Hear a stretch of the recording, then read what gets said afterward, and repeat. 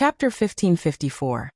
Forced away, he wanted to witness Lord Shao's choice, the man who had always professed deep love for his first wife. To his surprise, the person had already been successfully captured. Before the news could reach the capital, she was silently rescued. Furthermore, the 6 people he dispatched to oversee her all met unnatural deaths, leaving no traces of their corpses. Only torn clothes, bones, and hair, possibly consumed by wild beasts. This revelation left the 4th prince shocked, angry, and bewildered. Could the other party be an immortal, capable of foresight? How else could they swiftly locate his men and save Qiao Xian? It seemed impossible, but the undeniable truth shattered his disbelief. Realizing he had almost no chance for another attack, and with their vigilant stance increasing, the group was just days away from reaching the capital. Unexpectedly, Shao Yunduan sought revenge on his behalf. He ruthlessly dealt with the deputy prefect of Yanzhou, rendering him beyond salvation, a discarded pawn. Shao Yunduan, supposedly assassinated, must have staged the event. The 4th prince failed to react in time, forced to witness his rival's success. Now he had to strategize for the aftermath. He knew this incident would undoubtedly enrage the crown prince. How could he divert the crown prince's attention and dissuade further investigation? He had his work cut out for him. In early October, Qiao Xian and Shao Yunduan finally returned to the capital. When they left, it was chilly in spring. Upon their return, the croplands were bare, having already endured the autumn harvest. Songshe and Qingyan welcomed them joyfully. Coincidentally, Zhaoshu was also in the capital, joining in the warm reception with Songshe and Qingyan. When Shao Yunduan laid eyes on Zhaoshu, memories of the incident involving him and Tao Tao flooded his mind. However, with more pressing matters at hand, he decided to set aside that issue for the time being. Zhaoshu, adept at interpreting body language, sensed Shao Yunduan's lack of hostility and breathed a sigh of relief. Emboldened, he shamelessly roamed around the Shao residence, treating it as if it were his own. Qiao Wei was swiftly picked up by County Magistrate Qiao upon her return to the capital. The next morning, she departed for County Magistrate Qiao's office without even stopping at the Qiao family residence. During her journey, Shao Yunduan sent a letter to County Magistrate Qiao, employing both persuasive and firm language. However, the outcome was far from favorable.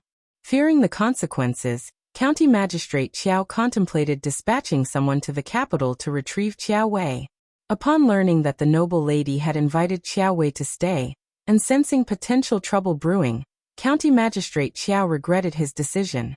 If he had known, he would have never allowed her to stay. Upon receiving the report, Shao Yunduan seized the opportunity to meet Old Master Qiao in secret. Without mincing words, he urged the elderly man to leave the capital with the entire Qiao family and return to their hometown. Old Master Qiao, irate and ready to argue, sneered in response. Shao Yunduan countered, "Feel free to try, but be prepared to forfeit your official position and your nephew's future. If you find any errors, ads pop up, ads redirect, broken links, non-standard content, etc., please let us know. Report so we can fix it as soon as possible." Chapter 1555. Forced. Do you believe the Qiao family has plunged into a state of decline? Allow me to elucidate what it truly means to be in such a predicament. The entire household subsists on porridge, struggling to procure enough clothing to adequately cover their bodies. Care to experience it for yourself? Old Master Qiao berated indignantly. Who do you think you are? You're attempting to intimidate me. Shao Yunduan responded icily. You are well aware whether I am issuing threats or not. I have never sought favors from the Crown Prince. Do you believe he would rebuff me if I did? Can you honestly claim that you've never engaged in discreet activities since assuming your official post? If you can assure me of that, I might relent and let you off. Are you willing to make such a declaration? Old Master Qiao was left speechless.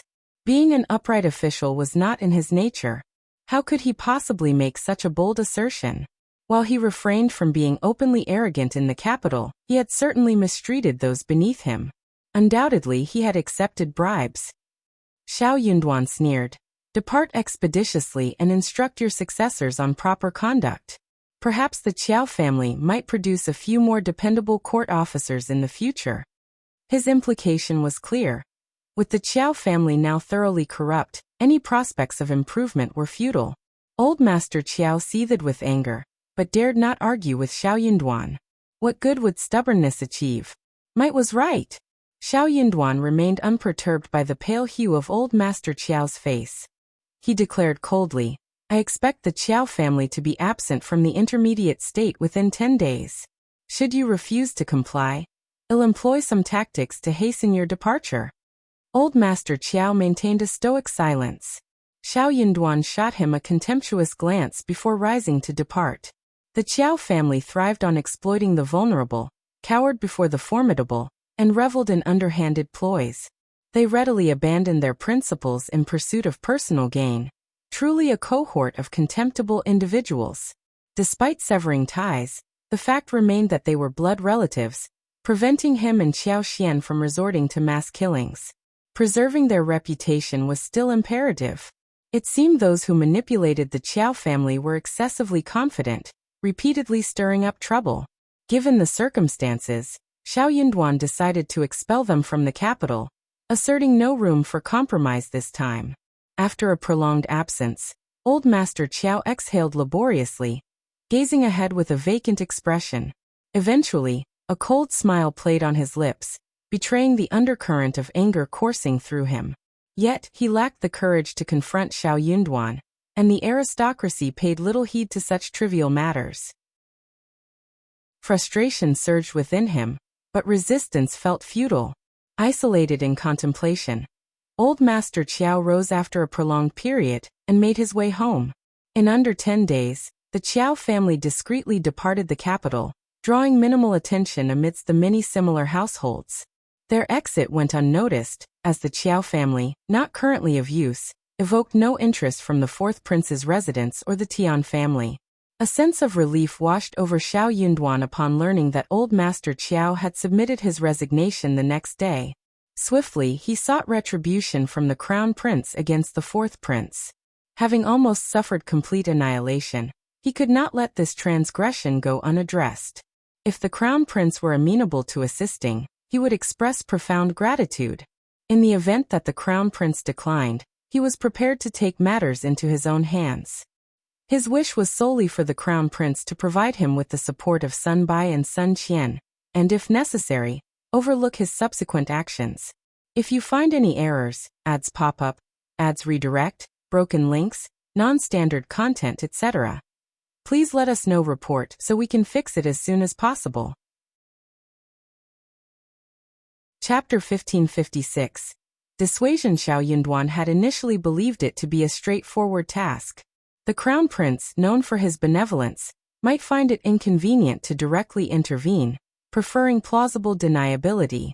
Shao Yunduan understood the necessity for discretion, yet hoped the crown prince would at least feign ignorance.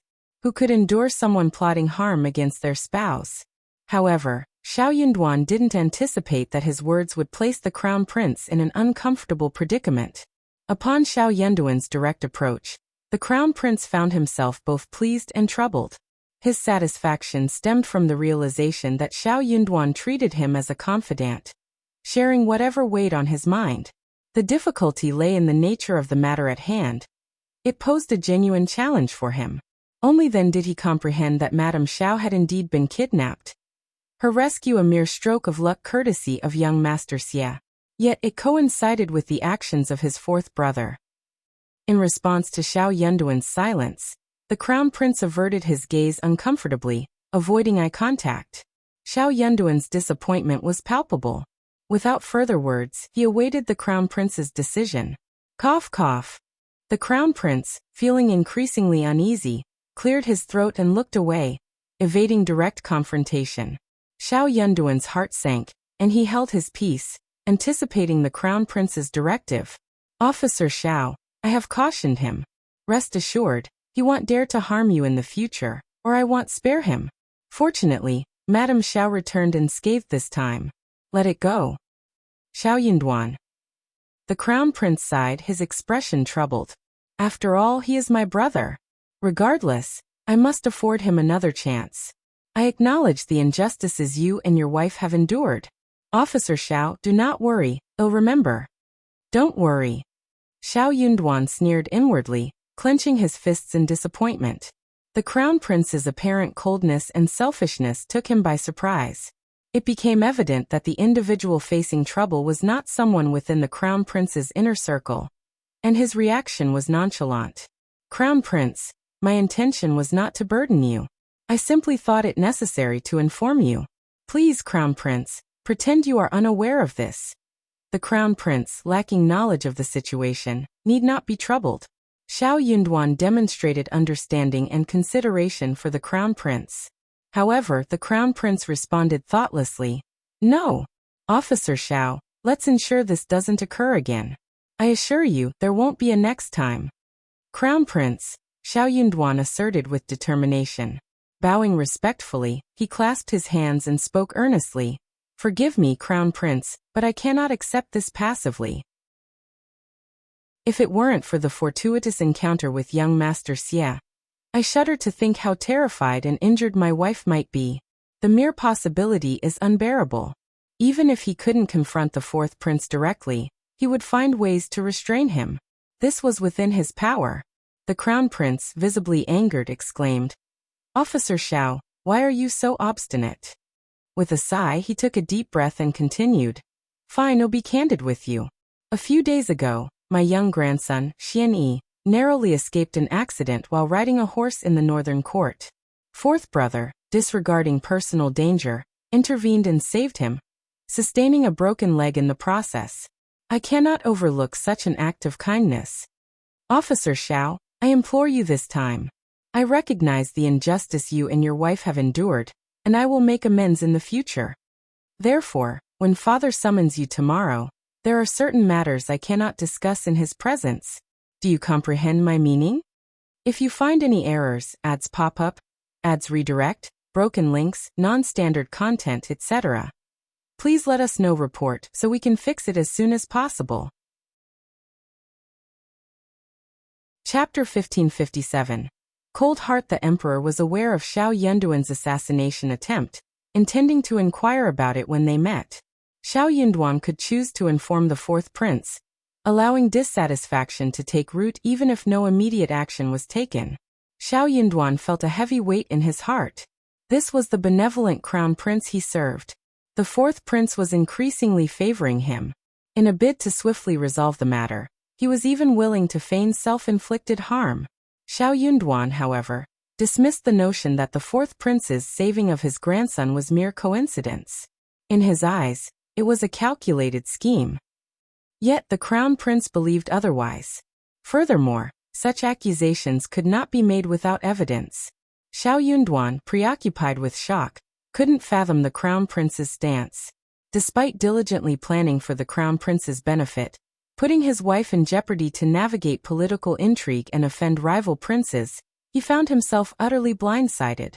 Had his wife been even slightly vulnerable, she would have been torn apart long ago. Yet, she never blamed him. They, as a couple, never held the crown prince accountable. However, after narrowly escaping death, the crown prince's request stunned Shao Yunduan.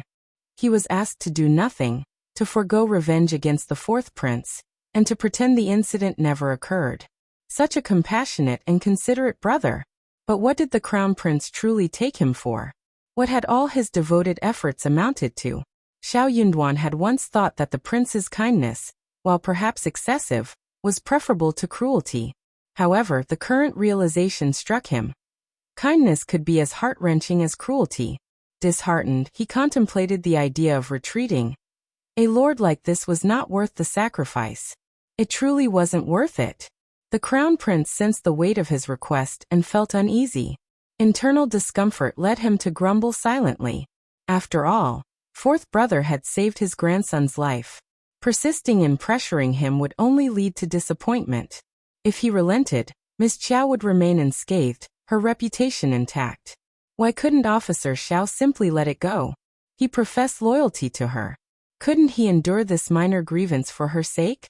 Shao Yunduan maintained silence, deepening the crown prince's grievances. A sense of helplessness and mild panic crept in. Struggling to find a solution, the Crown Prince suggested. How about this? I'll grant you Bai and Sun Qian as a reward. From now on, they will have no ties to me and will solely follow your orders. Their martial skills are commendable, and they are trustworthy. With their protection, I can rest assured. Stepping back, Yunduan bowed to the Crown Prince. Thank you, Crown Prince. The term thank you carried a layer of sarcasm. The Crown Prince felt a sense of relief as the awkwardness dissipated. He raised his hand, chuckled, and dismissed formalities. No need for ceremony. Officer Shao, there's no need to be overly polite with me. I've always regarded Officer Shao as one of us. He patted Yunduan's shoulders, offering reassurance, and then instructed someone to summon Bai and Sun Qian. If you find any errors, ads pop up, ads redirect, broken links, non-standard content, etc., please let us know. Report so we can fix it as soon as possible. Chapter 1558. Bai and Sun Qian. The Crown Prince addressed Bai and Sun Qian, prompting the two to exchange glances before shifting their gaze to Yunduan. A shared sense of concealed delight passed between them. Having run numerous errands with Yunduan and Qiao, they found their compatibility undeniable. Willing to accompany Yunduan for the long haul, they harbored no objections. In swift agreement, they bowed to bid farewell to their old master and formally acknowledged their new master in front of the Crown Prince. Henceforth, they embarked on a new chapter, transitioning from guards of the East Palace to servants of Lord Shao's family. Though the shift in status felt somewhat demeaning, it seemed, as the saying goes, that a person knows if the water is cold or warm only when they drink it. This change might not be entirely disadvantageous. Leaving the East Palace with the two of them, Yunduan couldn't shake off a lingering gloom. Glancing at them, he remarked, "It's a waste of your talents to follow me. If you wish to leave, I'll release you at any time. However, there's one condition. Whether you stay or depart, you mustn't conspire against me or disappoint me in any way." Bai and Sun Qian promptly conveyed their sentiments. "My lord, please don't say that. I've always admired you. Staying by your side and working with you is an honor. I won't regret it, nor will I leave." "The same goes for me." Yunduan smiled. "All right, let's proceed. I trust you, and I hope you won't let me down, just as I won't let you suffer." "Okay, Lord. Lord, your kindness overwhelms us." Bai and Sun Qian harbored no reluctance in leaving the East Palace. It wasn't that they lacked loyalty to the Crown Prince, but the East Palace housed numerous skilled martial artists among its guards and secret agents. Despite their top-notch martial prowess, they were just that, top-notch. Standing out and becoming the Crown Prince's indispensable right-hand man in the fierce intermediate competition was no easy feat. To catch the Crown Prince's attention and rise to prominence, one needed not only martial prowess but also skills or a significant background, which Bai and Sun Qian lacked.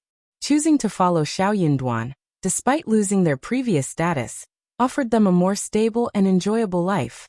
Given Lord Shao's evident abilities, it was clear that he would carve a notable place for himself in the future, from which they would naturally benefit. Unbeknownst to them, Yunduan was already contemplating a swift retreat without hesitation. With a heavy heart, Yunduan led the two of them home, but their plans were interrupted by Wuxia halfway. Panting heavily, she urgently informed him, "Old master, Madam is at the Heavenly Mansion office right now. Hurry." Yunduan blinked. "What happened?" Let's talk on the way." Yes. Qiao, preoccupied with thoughts of her strawberry garden and the expansive fields in Yunshui town, had recently returned to the capital. Upon hearing his report, she had gone to inspect her properties. The strawberry garden, now filled with ripe fruits, looked lush and pleasing. Although the berries were gradually withering, a market trip was imminent. Despite the increased strawberry yield in the capital, it remained a scarce commodity. Aside from Qiao, only a few stores offered them. And while the quantity was limited, prices continued to rise. If you find any errors, ads pop up, ads redirect, broken links, non-standard content, etc., please let us know. Report so we can fix it as soon as possible. Chapter 1559. Gain. Over two-thirds of Qiao Xian's strawberry harvest found its way to Jinquan restaurant, while the remaining one-third was distributed among the other two tea houses. In the past year, the sales of strawberries alone had generated an impressive 20,000 to 30,000 taels of silver. This substantial income pleased Qiao Xian. After scrutinizing his meticulous account book, finding no discrepancies, her satisfaction grew. In recognition of everyone's efforts, she generously rewarded Songshi with 400 taels of silver, and Lixia, Mianmian, and Yi received 300, 300, 200, and 200 taels respectively.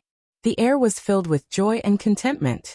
The following day, Qiao Xian set off for Cloudwater Town. Despite intending to go with her husband, Shao Yunduan's busy schedule prompted her to take her own team. Setting off early, they enjoyed lunch at the manor and relished the freedom to explore. The manor, meticulously cleaned and adorned, awaited their arrival. With a variety of marinated beef, mutton, fish, prawns, chicken, streaky pork, tofu, mushrooms, potato slices, and more, a perfect barbecue awaited them. The gathering was a joyous affair, with a plethora of fruit trees on the farmstead offering ripe apples, pears, peaches, dates, walnuts, grapes, and more. They indulged in picking fresh fruits.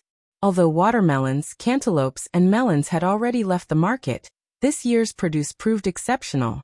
Large and sweet, the watermelons and cantaloupes were in high demand. Songshi, proud and overjoyed, devised a plan to store some in the cellar for the lord and madam to savor later. When Qiao Xian and Shao Yunduan returned to the capital, they hadn't had the opportunity to check on the watermelons, allowing Qiao Xian and the others to indulge in the harvest. The farmstead boasted an abundant potato yield that year, with each potato cut into several pieces and planted. Qiao Xian secretly took out over 50 kilograms from her spatial storage and incorporated them. Having sufficient seeds, she managed to plant a total of 700 mu. As harvest time approached, the Ministry of Revenue sent representatives to greet them. Apart from their own family, the imperial court purchased the entire potato harvest at the price of 1 tael of silver per caddy. While this price was relatively low, being sold on the market could fetch at least 3 to 5 taels per caddy. Despite this, Songshi, mindful of the Ministry of Revenue's authority, didn't voice any objections when reporting the matter to Qiao Xian and Shao Yunduan. Both Qiao Xian and Shao Yunduan expressed agreement. The court's interest in promoting potatoes was beneficial, and for Shao Yunduan, it earned favor for the crown prince. As for Qiao Xian, considering the modern era's potato prices, 1 tael of silver per caddy was deemed fair. Currently, the potatoes in the manor were being harvested, with more than half already dug up. A small portion remained to be harvested in the following days. Songshi, anticipating the upcoming winter, planned to utilize several hundred mu of land to plant white radishes, carrots, and cabbages for sale. On one particular day, as everyone enjoyed themselves in the manor, an unexpected incident occurred on their way back to the city. Approaching the city gate, they found a crowd and blocked carriages, prompting Qiao Xian to instruct Songshi to investigate the cause. If you find any errors, ads pop up, ads redirect, broken links, non-standard content, etc., please let us know. Report so we can fix it as soon as possible. Chapter 1560. Accident on the road. Songshi swiftly returned with the report that a horse carriage had crashed into a tree along the official road. The carriage lay crooked and broken, its cargo of fresh vegetables, grapes, dates, apples, and other fruits scattered on the ground. Many were damaged, but some remained intact. The carriage owner insisted that he didn't want anything that had fallen to the ground. In the end, a few children from impoverished families attempted to salvage the vegetables and fruits. However, they faced humiliation and scolding from the carriage owner, drawing the attention of onlookers. As Songshi shared the details, a deep sigh escaped him, and he shook his head, seemingly unable to bear witnessing such incidents. Lixia, Mianmian, Yi, and the others, all with humble backgrounds, displayed subtle changes in their expressions upon hearing the account. Mianmian, having recently emerged from a difficult past, cautiously looked at Qiao Xian and inquired, "Madam?" Listening intently, Qiao Xian caught the frightened cries of the children and the harsh scolding from the young man. Frowning, she decided to intervene. Let's go take a look. Okay, madam. Yes, madam. Mian Mian assisted Qiao Xian out of the wagon, leaving Qin Yan to guard it, and they hurried toward the scene. Yi, taking the lead, cleared a path for Qiao Xian and her servants, despite facing dissatisfaction. The contentious scene unfolded before them. You stinky bastards and little sluts. Do you think you can take my things? Don't you want that dog paw anymore? One look and you can tell that you're born to be bitches and specialize in doing bitches. You're the one who said you didn't want it. 5 children, aged 8 to 12, 2 girls and 3 boys were terrified. The youngest girls, with tears streaming down their faces, sought comfort in the arms of an older boy. Not far from them, 3 large baskets lay overturned, their contents of vegetables and fruits scattered on the ground, unmistakably belonging to the children. In response to the eldest boy's retort, the young man in the silver-blue silk shirt, appearing as the manager, shouted even more fiercely, "Shut up. So what if I said I didn't want it? It belongs to me. Do I allow you to take it? Even if I destroy it, trample it, and feed it to the dogs, I can't let you benefit from cheap things. Disgusting poor people. You don't bully me. Ah, bully?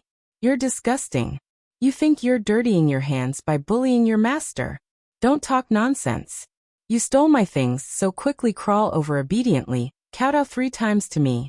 Remember, crawl over, bow before me, and beg for mercy. When I'm in a good mood, I might spare you. Otherwise, you're all thieves.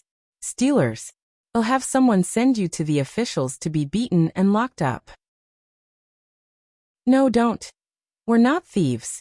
The children, confronted with a scene they had never witnessed, were immediately terrified by the young man's words. The younger ones burst into tears.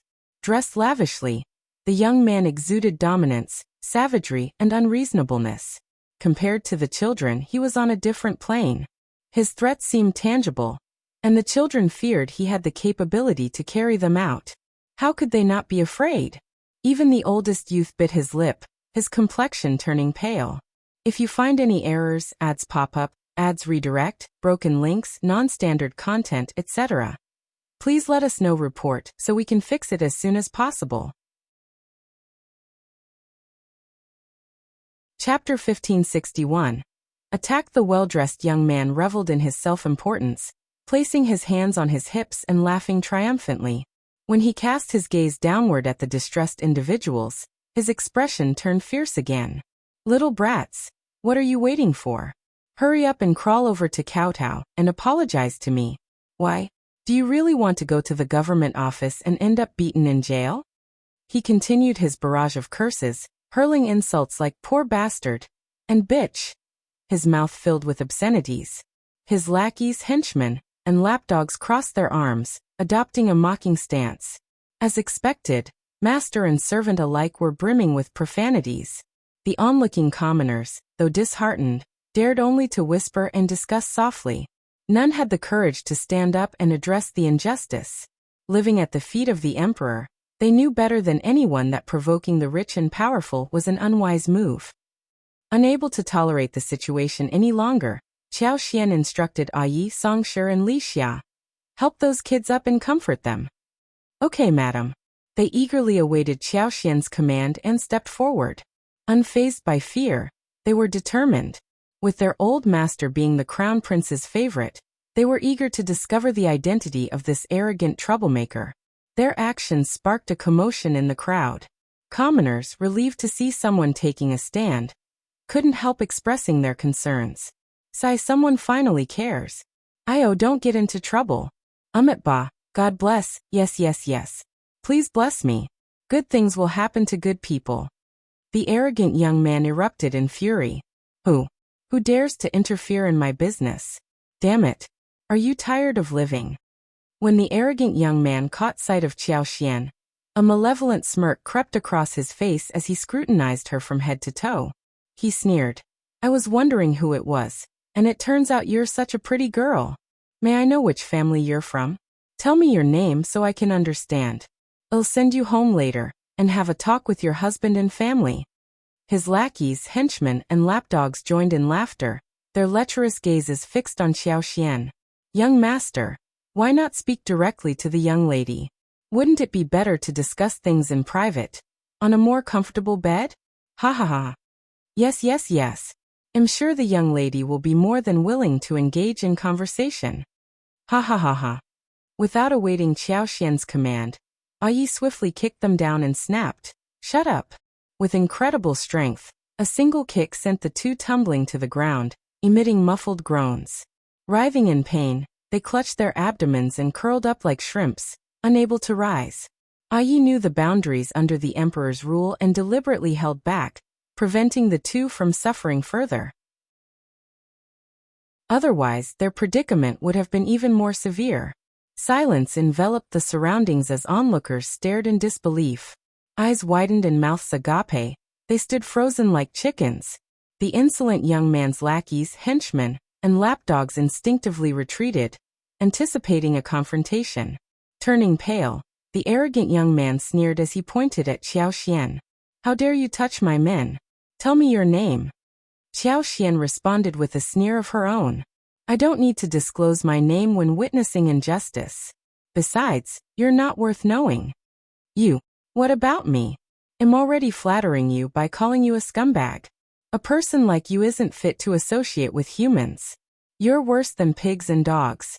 If you find any errors, ads pop up, ads redirect, broken links, non-standard content, etc., please let us know. Report so we can fix it as soon as possible." Chapter 1562, Insolence. You there?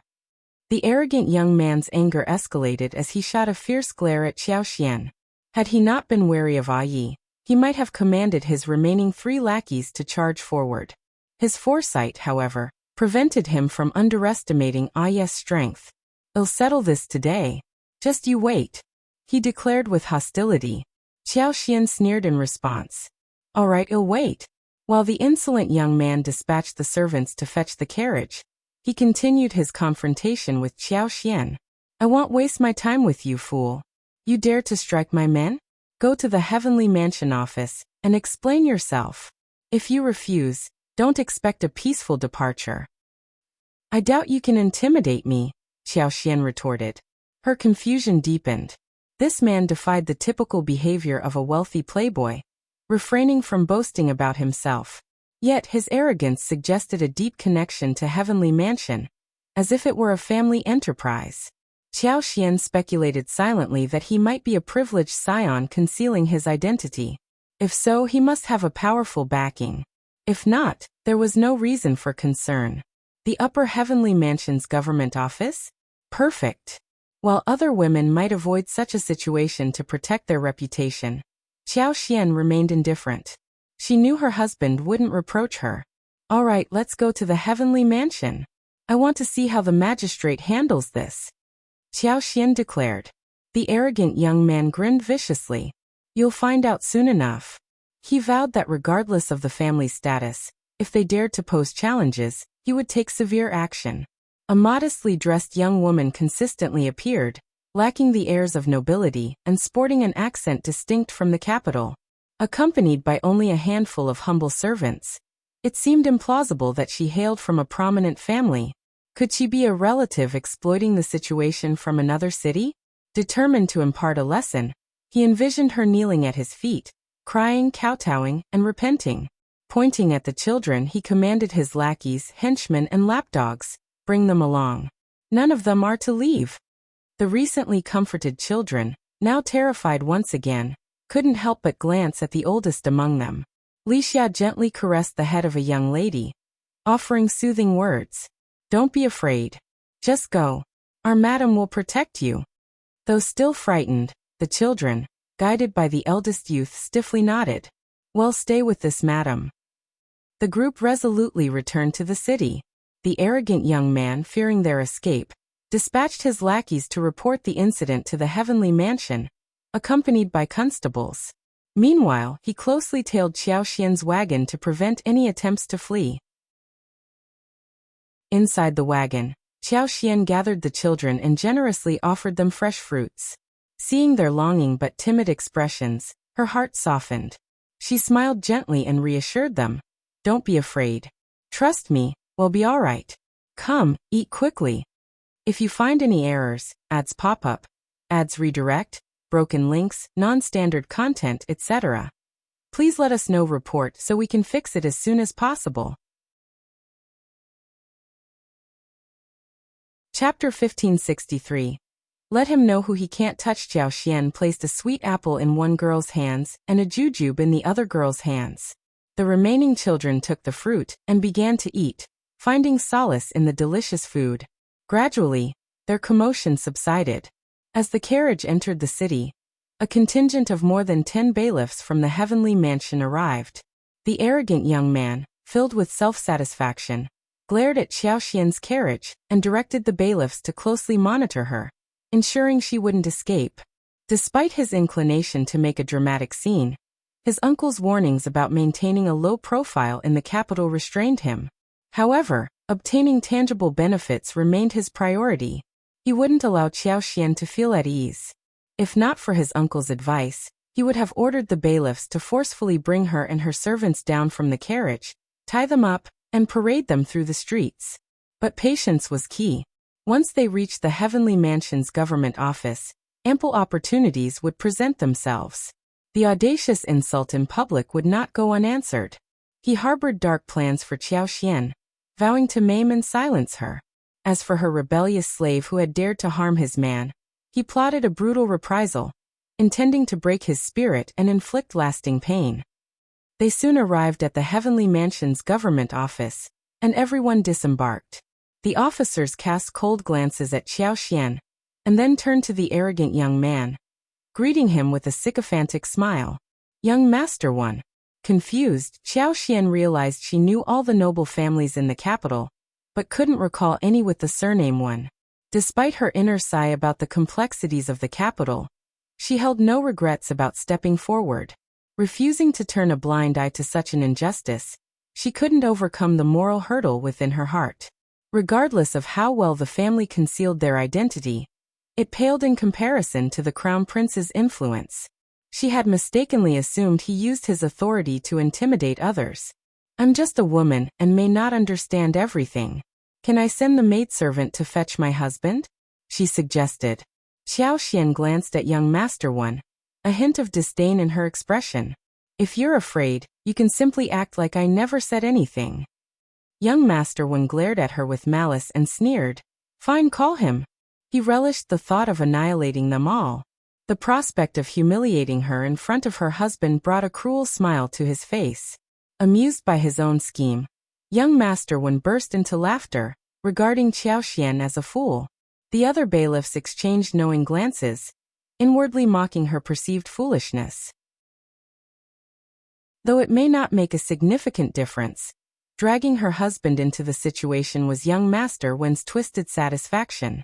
He couldn't fathom what Qiao Xian had done to provoke his intense ire. Even if her husband didn't arrive immediately, she was destined for a challenging future. By crossing young Master One, her entire family faced an inevitable downfall, and it wouldn't be a graceful one.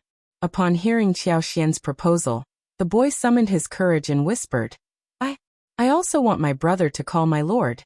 If you find any errors, ads pop up, ads redirect, broken links, non-standard content, etc., please let us know. Report so we can fix it as soon as possible. Chapter 1564. Heavenly Mansion Office. Young Master One grinned with a sinister delight, his gaze akin to a poisonous snake. Go ha, go. The half-grown boy leaned in and whispered to a 10-year-old boy. Shao, go back and find Uncle Zheng. Go quickly. Shao, tears welling up in his eyes, pursed his lips and nodded vigorously before darting away. Observing the situation, Qiao Xian instructed Wuxia to return and fetch Shao Yunduan.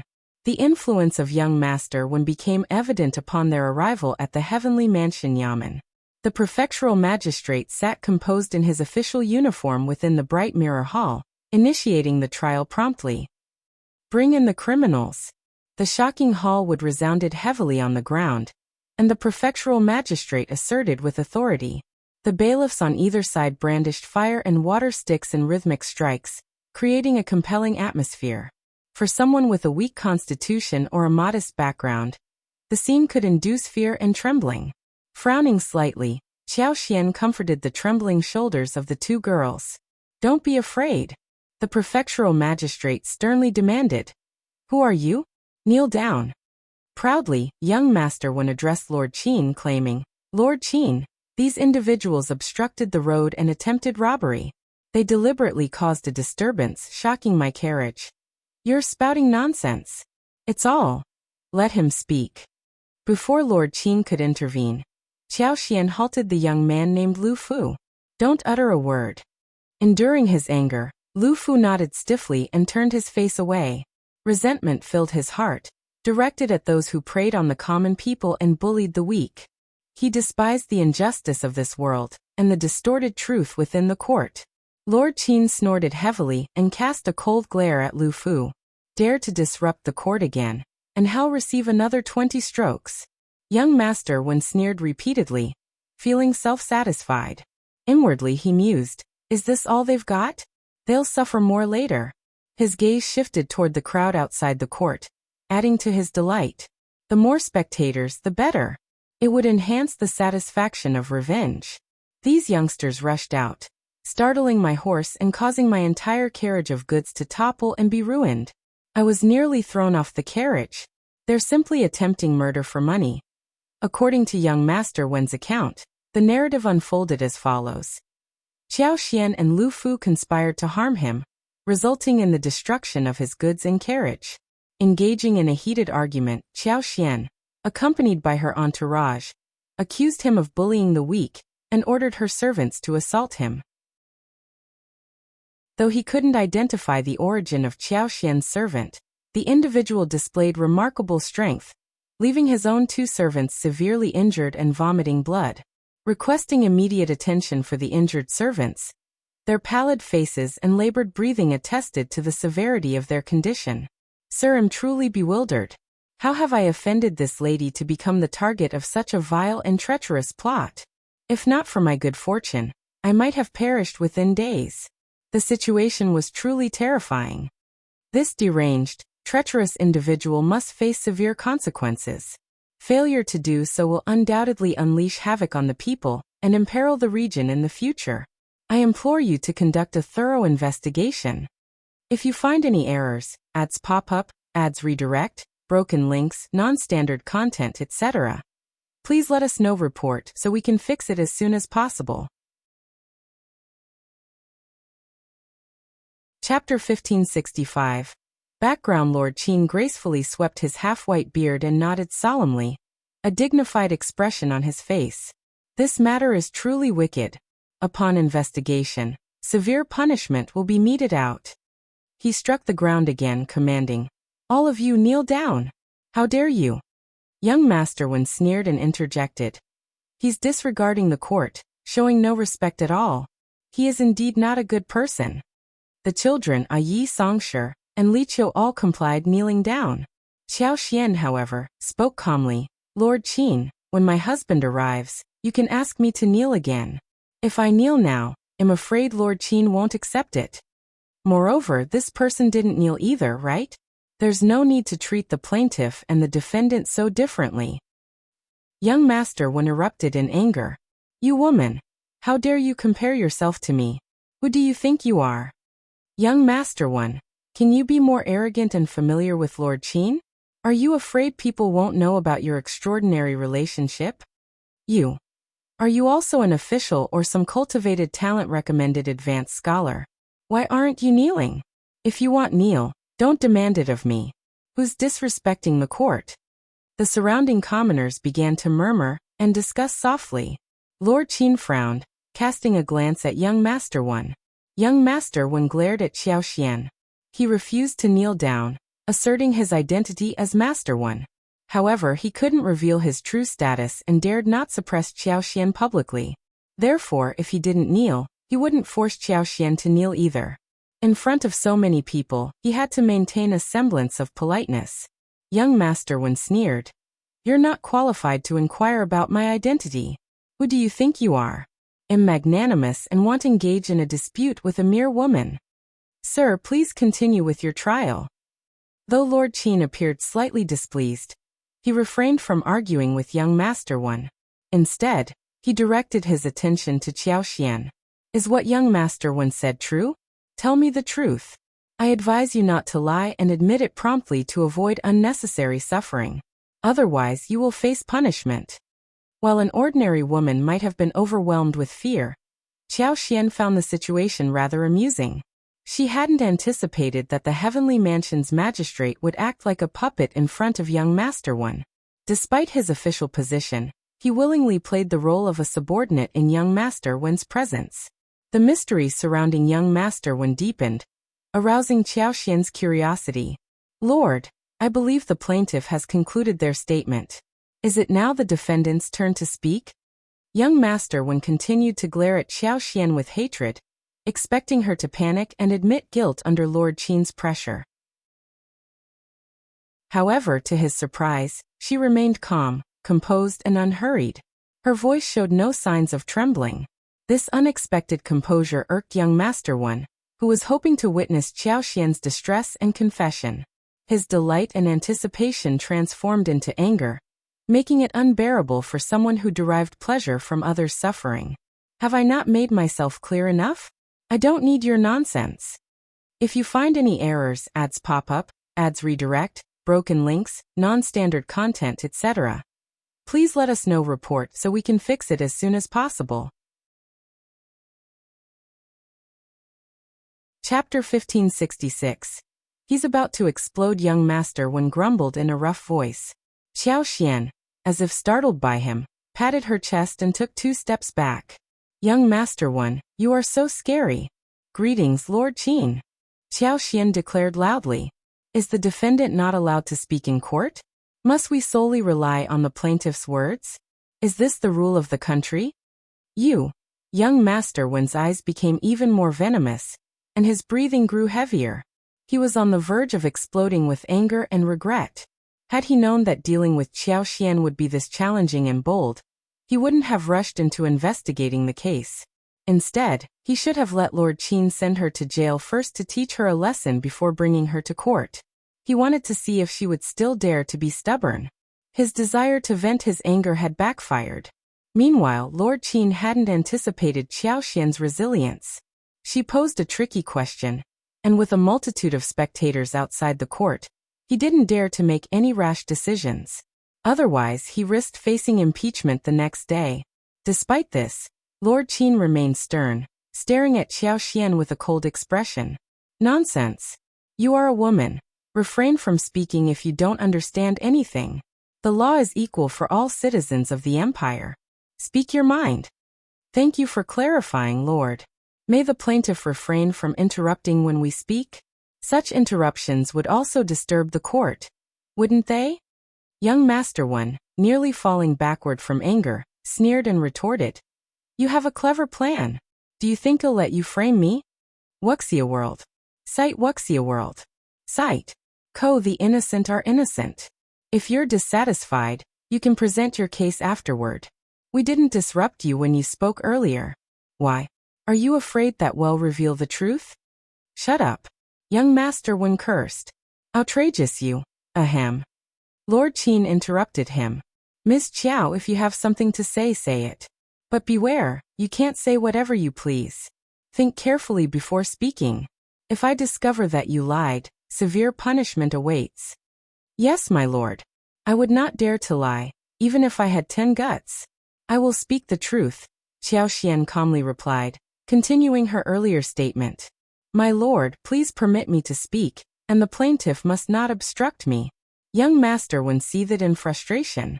Lord Qin, equally irritated, stared at Qiao for a while before coldly uttering, Fine. Thank you, my lord, Qiao acknowledged. Turning to young Master One, she continued. Did you hear that? I suggest you take the Lord's word seriously. Young Master One shot her a fierce and venomous glare. Speaking gently to Lu Fu, Qiao said, Fu, you are involved in this matter. Tell us the truth. Don't embellish. Don't withhold anything. Rest assured, the Lord will make a fair judgment in court. As Lu Fu met Qiao gaze, his initially angry and anxious heart gradually calmed. He nodded, took a deep breath, kowtowed, and began to recount the story loudly. Chapter 1567. Who is more trustworthy? The few of them hailed from impoverished families, with Shao Li and Qing Lian still being orphans, making their lives exceedingly challenging.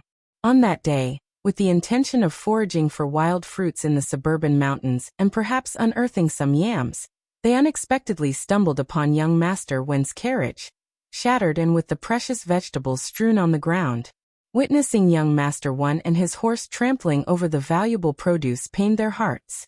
Seeking clarification, they approached him to inquire if he still desired the items. Although young Master Wen declined, they picked up the scattered vegetables. In response, he accused them, subjecting them to verbal abuse, humiliation, and fabricated charges. He went as far as forcing them to kneel, kowtow, and apologize. Just then Madame Qiao intervened. Lu Fu's heart seethed with rage, and every word he uttered dripped with resentment. Those who listened were stunned. In the court, young Master Wen's actions were apparent. Although he didn't explicitly showcase his proximity to the governor, it was evident that he held a significant position. Criticizing Qiao Xian without facing reprimand from the magistrate hinted at his importance. Contrastingly, Qiao Xian, a woman, and the children, dressed in worn and patched clothes, appeared timid and pale. The two young girls wanted to cry, but dared not. They continuously wiped their eyes, now red and swollen. It was challenging to believe that such individuals possessed the capacity to scheme against young Master Wen, who in turn, seemed far from innocent. Yet, Qiao Xian and Lu Fu's narrative carried more weight, convincing the onlookers that it held the truth. During Qiao Xian and Lu Fu's testimonies, young Master Wen frequently interrupted. Unyielding to his interruptions, Qiao Xian mockingly questioned whether he took Lord Qin of Heavenly Mansion seriously. Young Master Wen's anger escalated to the point where his eyes nearly bulged out. After Lu Fu concluded his account, Qiao Xian chimed in. Once they finished, young Master Wen erupted in anger. Sophistry. It's all sophistry. You snakes and rats are colluding. Lord Qin, I speak the truth. I can produce a witness to testify. If you doubt me, summon the witness to court. Wuxia world. Sight humph. He glared at Qiao Xian, Lu Fu, and the others. I knew you were sly and cunning, and I was prepared for it. I've brought several witnesses. My lord, you'll see when you question them. Lu Fu, incensed, retorted. You're the one spouting nonsense. Every word we spoke is true. Those so-called witnesses you found must have been bribed by you. What a joke. Young Master Wen relished seeing Lu Fu angry. He lifted his chin, wearing an arrogant expression that conveyed, even if you can't endure it, Lord Qin believes it'll enrage you to death.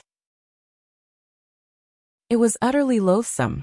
The witness I found is indeed a legitimate witness. What's wrong with Lord Qin's initial judgment? Who are you to question it? Ha, I sense your fear and panic. That's why you're the first to slander me. Regrettably, Lord Qin is astute and sagacious. A shady character like you thinks you can manipulate Lord Qin with this? Dream on. Chapter 1568. Subtle change, you all of you. Lu Fu's heart was filled with grief and despair. The words uttered against them were absurd and baseless, a clear attempt at slander and framing. Ironically, he found himself at a loss for words to counter these accusations. Moreover, he believed that under Lord Qin's astute interrogation, the words of this man named one would undoubtedly be accepted as the truth. They felt powerless to resist. Tears gradually welled up in his eyes. Your officials, Xiaofu. Qiao Xian interrupted him before he could utter more words. Don't worry, Lord Qin is an honorable officer, and he will conduct a fair interrogation, won't you, Lord Qin? Young Master Wen sneered, his laughter sharp and mocking, as if attempting to shatter Qiao Xian's calm demeanor. This woman remained remarkably composed, even in such a moment. Young Master Wen was eager to witness how long she could maintain her stoic expression when the verdict was pronounced. He vowed to teach her a lesson, making her kneel, kowtow, and beg for mercy in fear. Lord Qin, too, felt a sense of surprise and unease. Qiao Xian's composure was notable. Achieving what she did required confidence, a quality seldom seen in a woman, or even a man. Yet, what was her source of confidence? Why did she remain silent? Even a subtle hint could suffice. Having survived as the governor of Heavenly Mansion for 5 years without being ousted, Lord Qian had a pragmatic understanding of the laws governing survival. In this moment, he weighed the situation, opting to treat Xiao Xian with more courtesy until he unraveled her identity. Hadn't she instructed the maidservant to invite her husband? Once her husband arrived, her background would be revealed. Providing himself with more opportunities to navigate the situation was a crucial survival principle in his career. After Lord Qian resolved to be more tactful, his countenance softened. When he resumed speaking, his tone adopted a gentler cadence. Wuxia world. Sight. I will thoroughly conduct the interrogation. I won't overlook any clues or any wrongdoer. Bring forth the witness. Miss Qiao, if you have any witnesses, feel free to bring them forward. I will treat all parties impartially. Young Master Wen sneered and shot a smirk at Xiao Xian. He perceived nothing amiss in Lord Qian's words.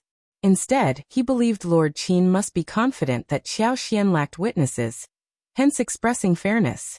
When Xiao Xian and the others departed, young Master Wen, the sole attentive observer, directed the servants to bring a few individuals along. Naturally, these witnesses had been coerced and bribed by him along the way. He harbored no apprehension. Few could match his cunning in the world. Xiao Xian detected the shift in Lord Qian's tone and gazed at him in astonishment. Their eyes met, and Lord Qian's gaze appeared gentle, a stark contrast to the feigned coldness. Xiao Xian gleaned a sense of the situation, surprised yet realizing that the individual overseeing Heavenly Mansion in the capital was no ordinary person. Though uncertain about the reason for the sudden change in attitude, she welcomed it. It offered her a moment of respite. Chapter 1569. The so-called witness. Thank you, Almighty. Please, prioritize the interrogation of young Master Wen's witnesses. Shortly after, 5 witnesses were ushered forward. Some among them appeared visibly anxious and uneasy, instinctively shuffling and attempting to retreat. Lord Qian, displeased, struck a wooden stick and reprimanded them.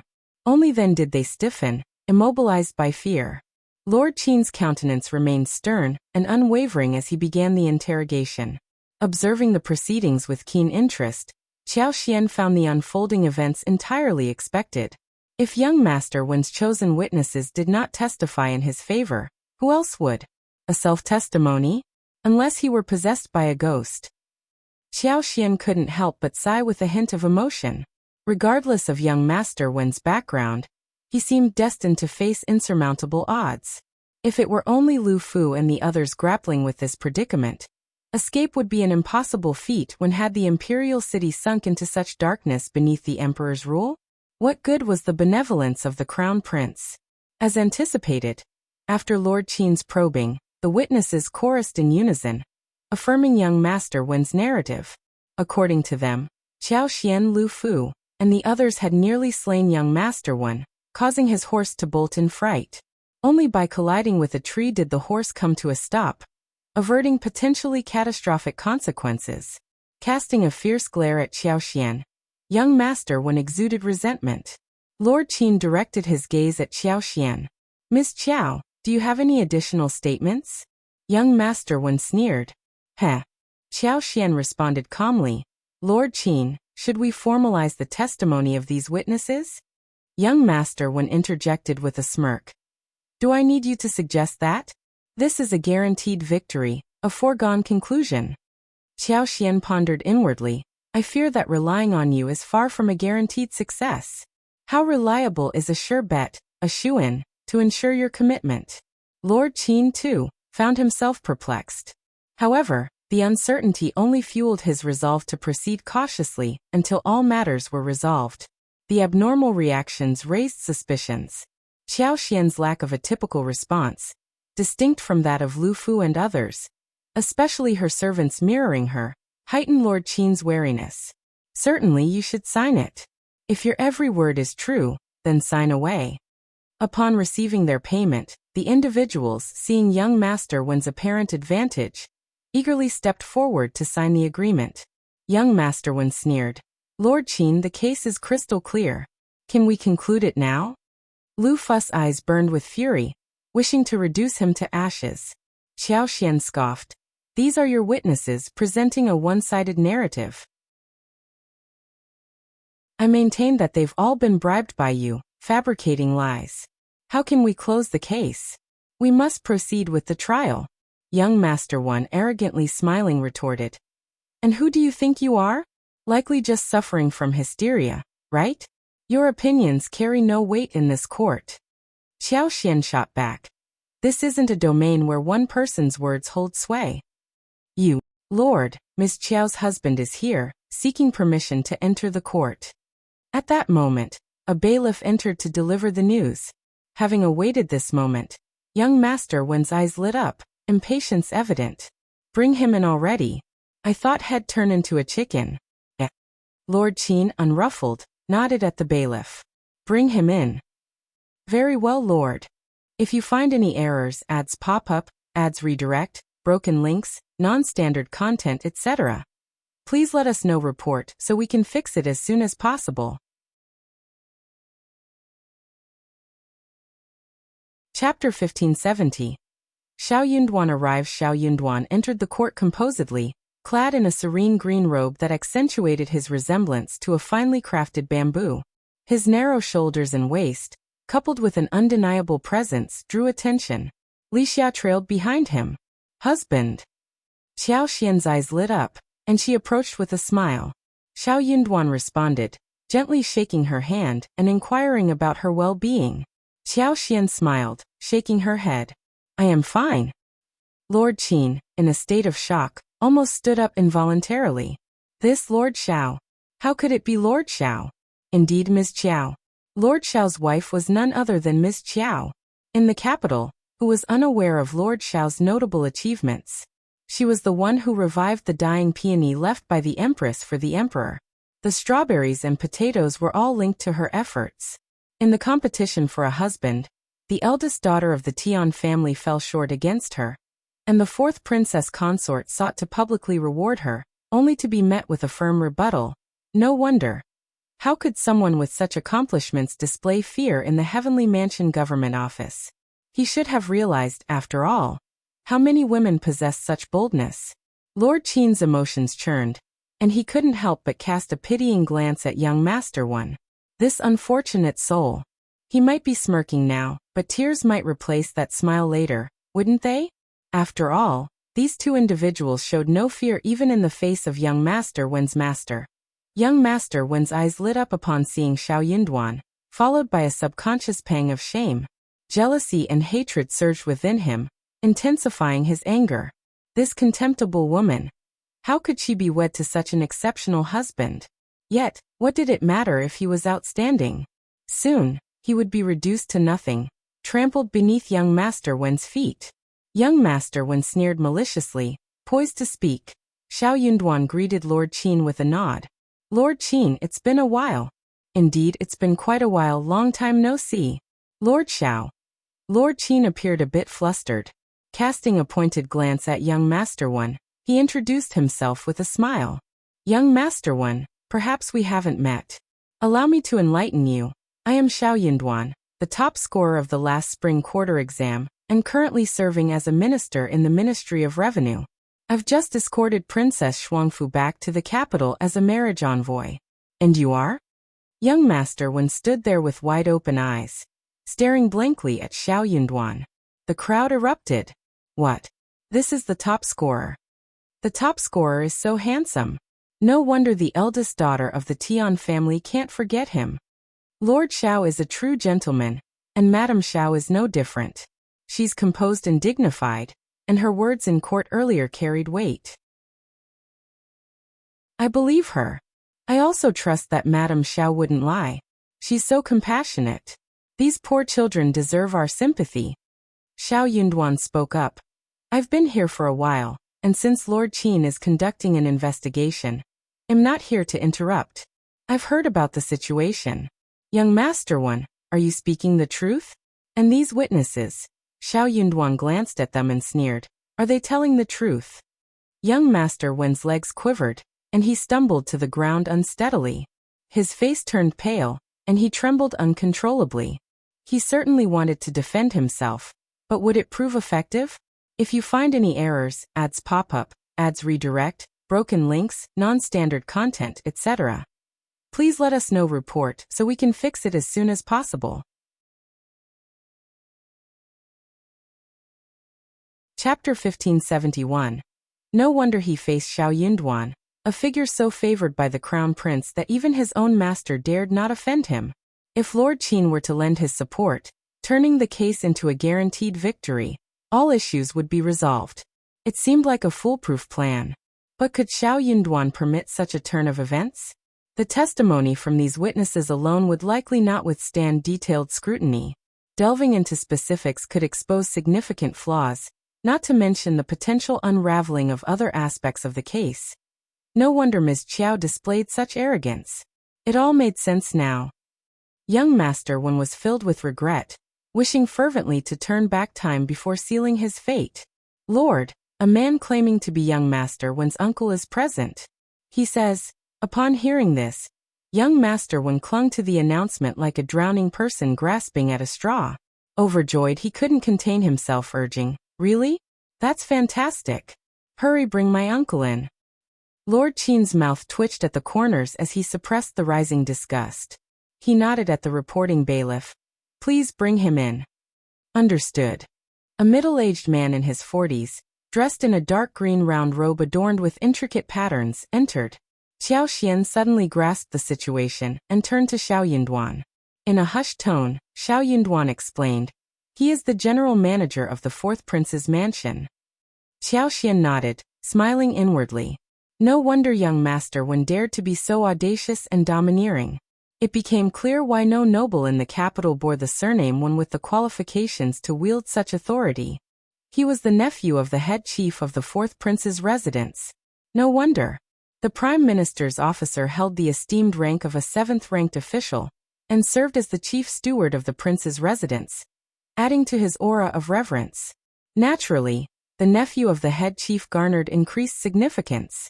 What outsiders remained unaware of was that this young Master Wen, known as Wen Fuxin, had been specially brought over from his hometown by the head chief. Upon achieving success, he felt a pang of sorrow for being childless.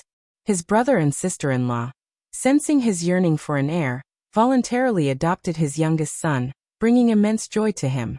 Hence 3 years ago, he eagerly brought Wen Fuxin from his hometown.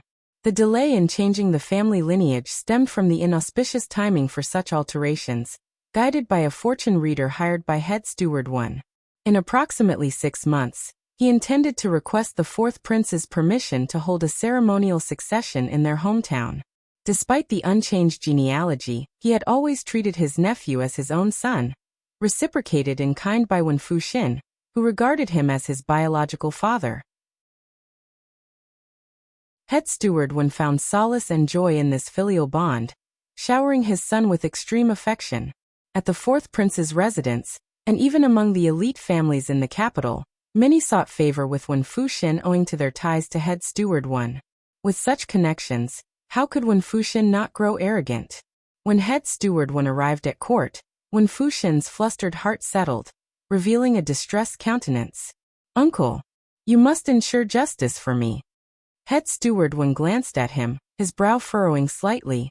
He softly rebuked. "Nonsense. What do you mean by seeking justice from me? This is a court, and justice is presided over by Lord Qin. Lord Qin has always been just. I believe he will uphold justice, won't you, Lord Qin?"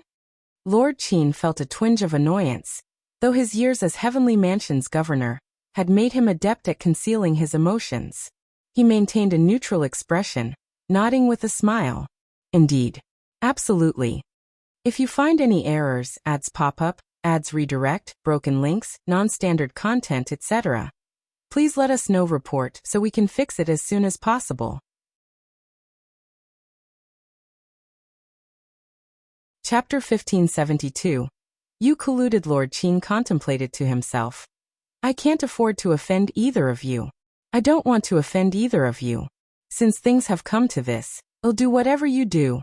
I won't care about anything else." Shao Yunduan, appearing surprised, declared loudly. "So young Master Wen is the nephew of the head steward Wen at the fourth prince's mansion. It's crucial that head steward Wen is here, We must clarify matters. Upon Shao Yunduan breaking the news about head steward Wen's title, the crowd erupted. Ah, young master Wen has such a powerful background. No wonder he seems so arrogant. The nephew of the head steward of the fourth prince's residence, hee. Head steward Wen offered a genial smile. Hee, we should clarify things. Lord Shao, scholars like you possess knowledge and the ability to present a strong case. Lord Shao, uphold justice and remain rational. Shao Yunduan sneered. No way, no way. I also request that you refrain from bullying us. But I cannot afford to offend the fourth prince. Lord Shao certainly knows how to jest. Head steward Wen feigned a smile and turned to Lord Qin. Lord Qin, this case is crystal clear. Please render a judgment. Shao Yunduan questioned. What do you mean? I don't understand, Head steward Wen. Head steward Wen sneered. My nephew is an honest lad. He would never lie. With all the witnesses, isn't it clear enough? Qiao interjected. So head steward Wen also believes it's a conspiracy, that Lu Fu and I had premeditated discussions and set up a trap to harm young Master Wen? Head steward Wen offered a fake smile. Isn't that the case? Of course not. Qiao retorted with a sneer. I don't know Lu Fu and the others, and today, I just happened to be on my way to the Cloudwater Town farm. Coincidentally, I encountered them on my return to the city. Unable to tolerate your nephew's bullying, I had to intervene. What conspiracy is this? Shao Yunduan asserted. My wife is not acquainted with these individuals. That much is certain. Head steward Wen maintained his insincere smile. That's what your family claims. Just saying you don't know them doesn't make it true. Of course you won't admit it. Lu Fu and the others erupted in anger, exclaiming, ridiculous. We have no connection to Madame Shao. Upon seeing his uncle supporting him, young Master Wen immediately straightened his posture. You're just making excuses. This is all a fabrication. You are the ones who harmed me. Head steward Wen affirmed, exactly. We have witnesses. How can their testimony be disregarded? Shao Yunduan responded sardonically. Your witness is truly remarkable. Even more adept than the lord overseeing the case. They somehow know that my wife and a few individuals conspired to harm your nephew. Both head steward Wen and young Master Wen insisted they would shamelessly persist to the end. Head steward Wen had made up his mind. No one would dare testify, fearing reprisals from the fourth prince's mansion. Even if Lord Qin conducted an investigation, no one would speak up. So what if they did? Head steward Wen could easily claim that Shao Yunduan had bribed them. As for the witnesses bribed by his nephew, he held no illusions about their testimony being useful. If Shao Yunduan and Ms. Qiao doubted these witnesses, it was perfect. That would provide a reason to detain them in court for further questioning. When he pleaded with the fourth prince upon returning, the fourth prince would relish seeing Shao Yunduan suffer. If you find any errors, ads pop up, ads redirect, broken links, non-standard content, etc., please let us know. Report so we can fix it as soon as possible.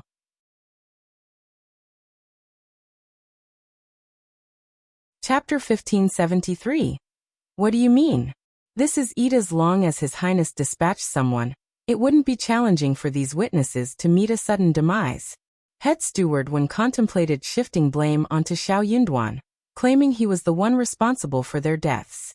He eagerly awaited to witness how Lord Shao, who had always been fortunate, would handle such a predicament. Qiao Xian and Shao Yunduan shared a similar sentiment. Although Qiao Xian couldn't quite grasp Shao Yunduan's implications, their mutual understanding allowed her to align with her husband's thought process.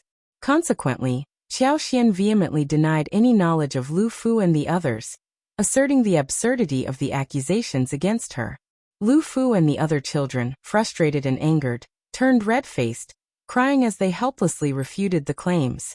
Regardless of their protests, Wen Fuxin persisted in insisting that they were acquainted with Qiao Xian and conspired against him. She even insinuated Qiao Xian's jealousy, suggesting she resented the fourth princess consort for receiving assistance. However, lacking the significance and courage to retaliate directly, she orchestrated a scheme to harm herself, thereby implicating the fourth prince's mansion. Lu Fu and the others were on the verge of collapsing from sheer anger.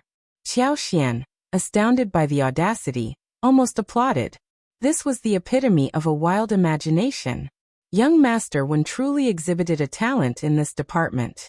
Head Steward Wen stood with pride. Though outwardly calm, he exuded internal satisfaction. How formidable could Shao Yunduan be? His lord had fallen victim to the trap he set. Not to mention the potatoes he supplied to the crown prince. Unforeseen was the close scrutiny from both the Ministry of Revenue and the palace. It resulted in a bountiful harvest, bringing immense joy to the Ministry of Revenue and the Emperor. Despite the significant reward bestowed upon the crown prince, His Highness remained in a state of deep depression. If he emerged victorious over Shao Yunduan this time, His Highness would surely hold him in high esteem. Unexpectedly, just as the confrontation reached a stalemate, Lu Fu's parents arrived. 3 men, their faces weathered and expressions stern, approached the court. The youngest sported a beard and a ponytail, appearing to be around 35 or 36 years old, while the other 2 were in their 40s.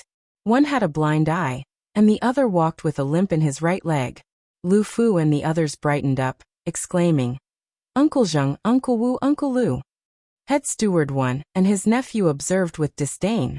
It dawned on them that the families of these unfortunate boys were impoverished and dealing with physical disabilities. The audacity of such individuals to present themselves at this time amused Head Steward Wen and his nephew, who didn't bother concealing their scorn. As soon as the 3 men entered, Lu Fu and the others rushed towards them.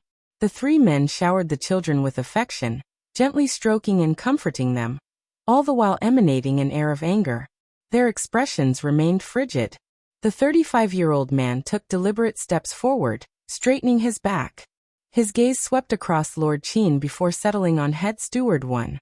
His eyes, dark and unfathomable, exuded a chilling coldness. Under this penetrating stare, Head Steward Wen involuntarily shivered, sensing a bone-chilling chill creeping up from the soles of his feet. When Fu Xin, unable to match his uncle's composure, visibly trembled. His expression changed, and he stood rigidly on the sidelines, instinctively lightening his breath. Shao Fu and the others are unfamiliar with Lord Shao and Madame Shao. It's absurd to suggest they conspired to frame your nephew. If you find any errors, ads pop up, ads redirect, broken links, non-standard content, etc., please let us know. Report so we can fix it as soon as possible.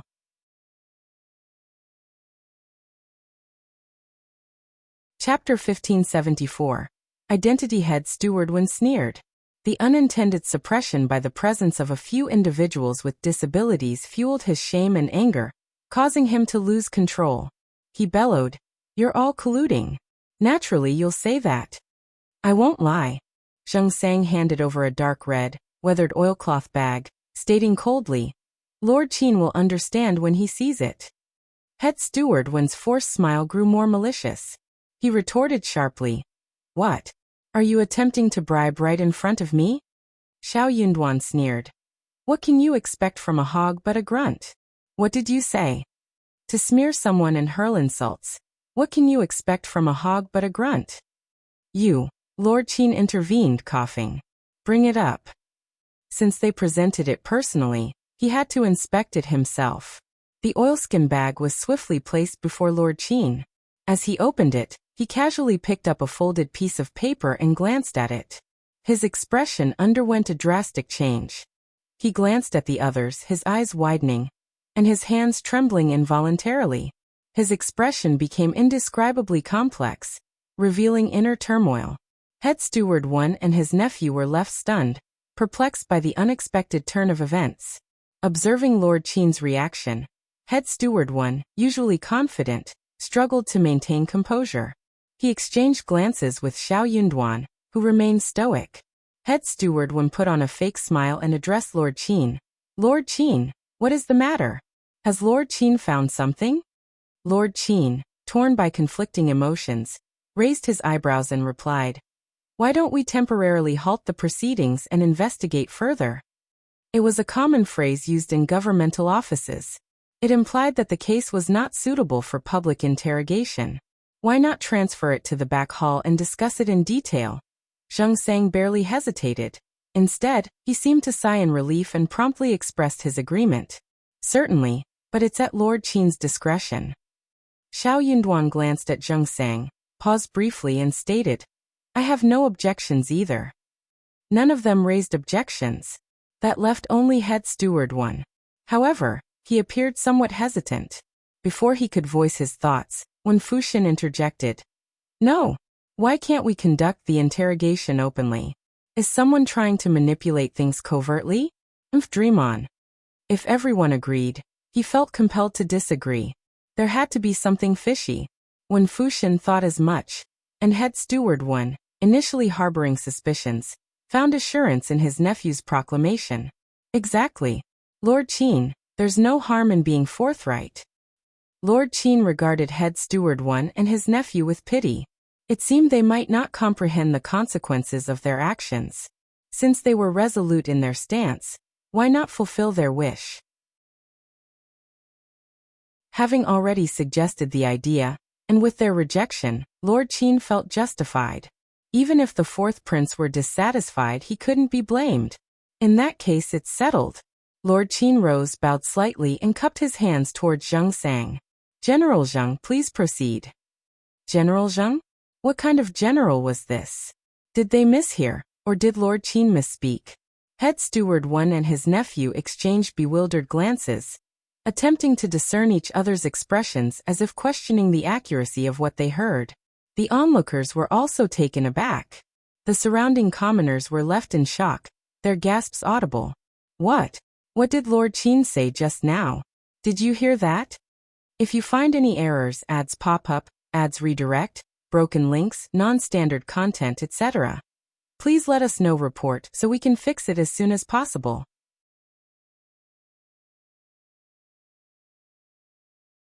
Chapter 1575. It actually became like this. I didn't hear it. I must have heard wrongly. Zheng Sang chuckled self-deprecatingly. Lord Qin, please, am no longer a general. I'm just a commoner now. Greetings, Lord. Zheng Sang cast a quiet gaze at head steward one. His dispassionate tone struck the heart of head steward one like a heavy hammer. These children are all offspring of my former brothers. Their fathers were comrades in arms with me on the northern battlefield, sharing life and death together. They returned from the battlefield with injuries, illnesses, or disabilities. A decade has passed, and many are no longer with us. Some of these children have lost their fathers, and others have lost both parents. In our residence, there are no fewer than 20 to 30 children in similar circumstances. Over 10 disabled brothers, like their fathers, are still grappling with life. Including elderly, frail, women, and children, there are over 70 in total. Our surviving brothers may be incapable, but we cannot let the families and children of our fallen comrades suffer. These children are remarkably resilient. If they possess strength, they labor as porters, engage in manual work, or become apprentices. If strength eludes them, they find alternative ways to contribute, such as doing odd jobs, washing clothes, or gathering wild vegetables and fruits outside the city. Shao Fu, Shao Air, and the others have ventured out of the city to forage for food multiple times, and today won't be the last. I fail to comprehend how this led to accusations of collusion with Madame Shao to frame young Master One. Though our achievements may not be grand, we instilled in them principles of integrity from a young age. If they were to commit such an act, I want to shield them from your judgment. I, Zheng Sang, dare not claim exceptional prowess. In the past, I participated in more than 10 battles on the northern front, vanquishing over 100 foes. I once captured a prince, a king, and a monarch, saving General Sun's life. My life was nearly claimed by the King of Hell. I fear no peril. I won't let this matter slide. Even if it costs me my life, I won't tolerate baseless slander. When Fu Xin, oblivious to the gravity of the situation, scorned Zheng Sang's words, he sneered and jeered. Oh, boasting about your feats. Shamelessly bragging here. What a joke you, oh, uncle. When Fu Xin shielded his face, casting a bewildered look at head steward one, shocked and confused, he couldn't fathom why his caring biological uncle would resort to a slap. Head steward one, agitated and vexed, lacked the time to explain. He spoke with frustration, his voice lowered to a hiss. "Stay silent." Enraged, Zheng Sang rebuked sharply. "What is the meaning of this? How dare you subject me to such humiliation?" Shao Yunduan sighed. General Zheng risked his life for the Great Qin, valiantly defending against external threats. He nearly lost his life on the northern battlefield, only to face scorn like this. What a woeful and pitiable fate. "General Zheng, please compose yourself. He is the nephew of the head steward of the prince's mansion. Arguing with him won't yield anything." Zheng Sang, Lu Changming, and Wu Guan seethed with anger. The state of the world has truly deteriorated. This is the Great Qin we risked our lives to protect. If you find any errors, ads pop up, ads redirect, broken links, non-standard content, etc., please let us know. Report so we can fix it as soon as possible.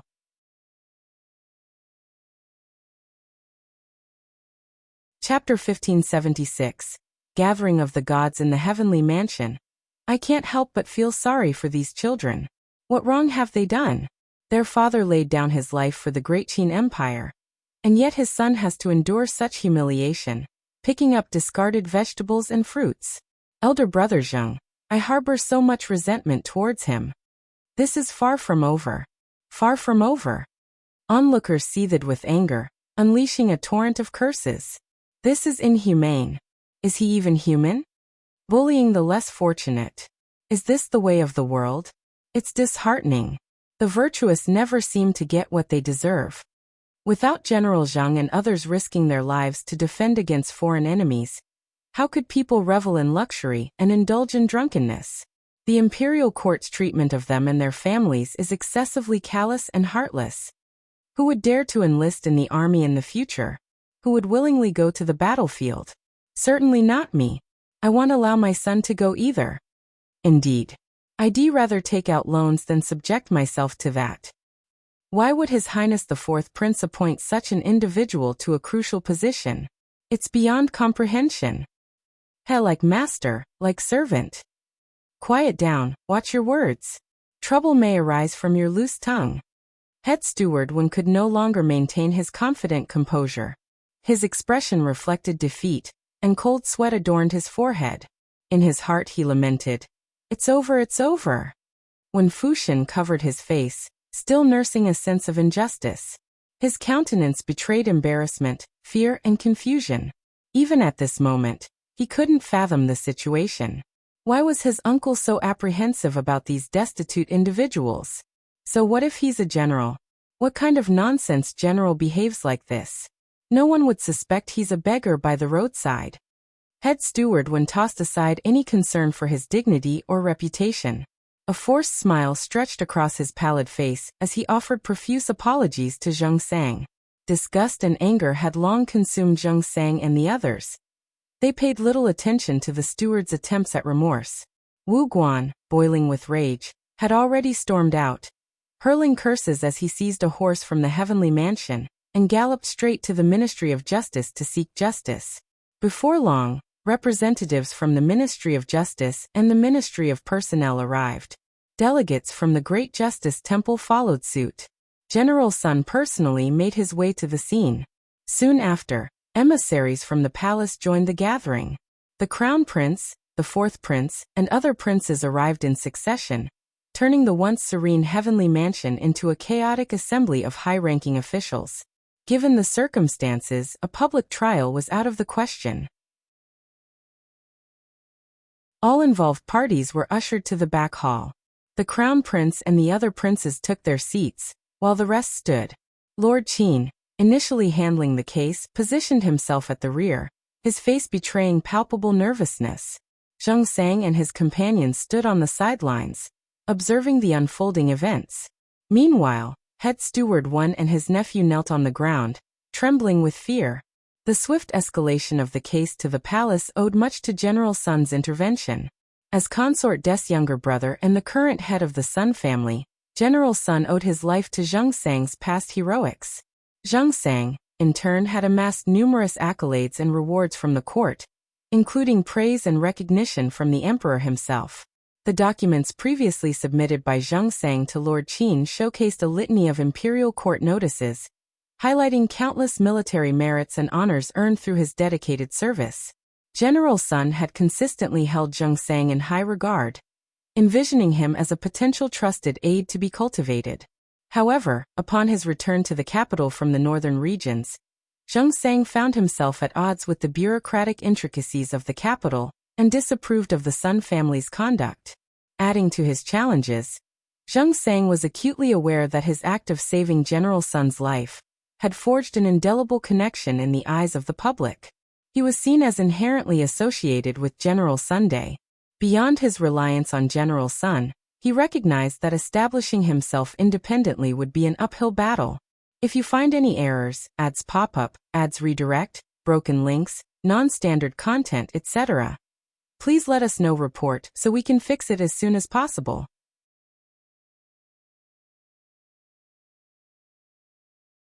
Chapter 1577. But this time, it's too much. However, he harbored no desire to become entangled with the Sun family. As a result, he made the difficult decision to resign. Despite the numerous comrades he had lost on the battlefield, and being an orphan without familial ties, he chose not to return to his hometown. Instead, he remained in the capital, dedicated to caring for the families of his fallen brothers. Gradually, a community of such individuals gathered around him, numbering nearly 76. They resided in a makeshift slum in North City, facing the challenges of being orphans, widows, or disabled veterans retired from the battlefield. Many grappled with illnesses, lacking access to proper medical care. Most were unversed in administrative matters, finding solace only in labor-intensive, physically demanding tasks. Despite their hardships, they gritted their teeth and persevered. Throughout these years, Zheng Sang never sought out General Sun. However, the accumulation of a decade's worth of difficulties and resentment within him finally reached a breaking point. A spark ignited, resulting in a resounding explosion. Today's incident. Upon hearing the news, General Sun, being the second prince's uncle, found joy in the opportunity. He promptly consulted with an advisor, informed his wife, and had Princess Concubine Virtue report the matter to the emperor. Princess Concubine Virtue urgently sought an audience with the emperor, considering the involvement of Lord Shao, Madame Shao, and a general with significant past contributions, an affair worthy of the emperor's attention. The crown prince and the other princes could not afford to remain passive in the face of an incident within the palace, particularly the crown prince, who would undoubtedly be compelled to intervene. The atmosphere at the scene soured.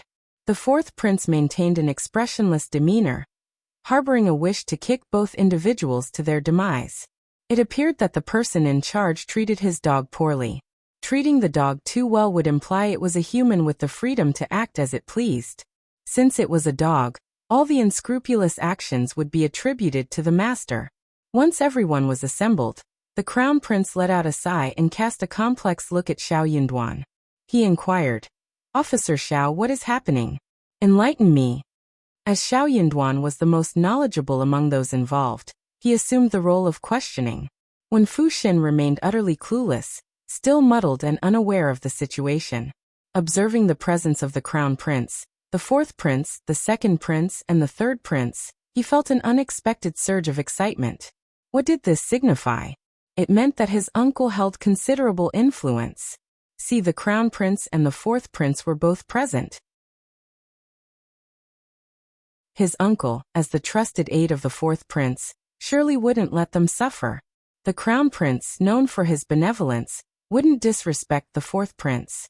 As long as the crown prince extended courtesy to the fourth prince, no one would dare to utter a word against them. These people would undoubtedly have to kneel before him later. Concerned that Shao Yunduan and Qiao Xian might say something detrimental, when Fu Xin hastily interjected, "Crown Prince, I am innocent. Please help me." Shao Yunduan raised his voice, cutting him off. The rules at the fourth prince's mansion are commendable. How dare a servant show disregard for the crown prince? How dare he speak in front of the crown prince? The onlookers were left in stunned silence. The crown prince felt a tinge of awkwardness. Initially, he had no intention to intervene, but faced with the servant's insolence, His usual restraint wavered, contemplating whether to engage in a confrontation. If you find any errors, ads pop up, ads redirect, broken links, non-standard content, etc. Please let us know. Report so we can fix it as soon as possible.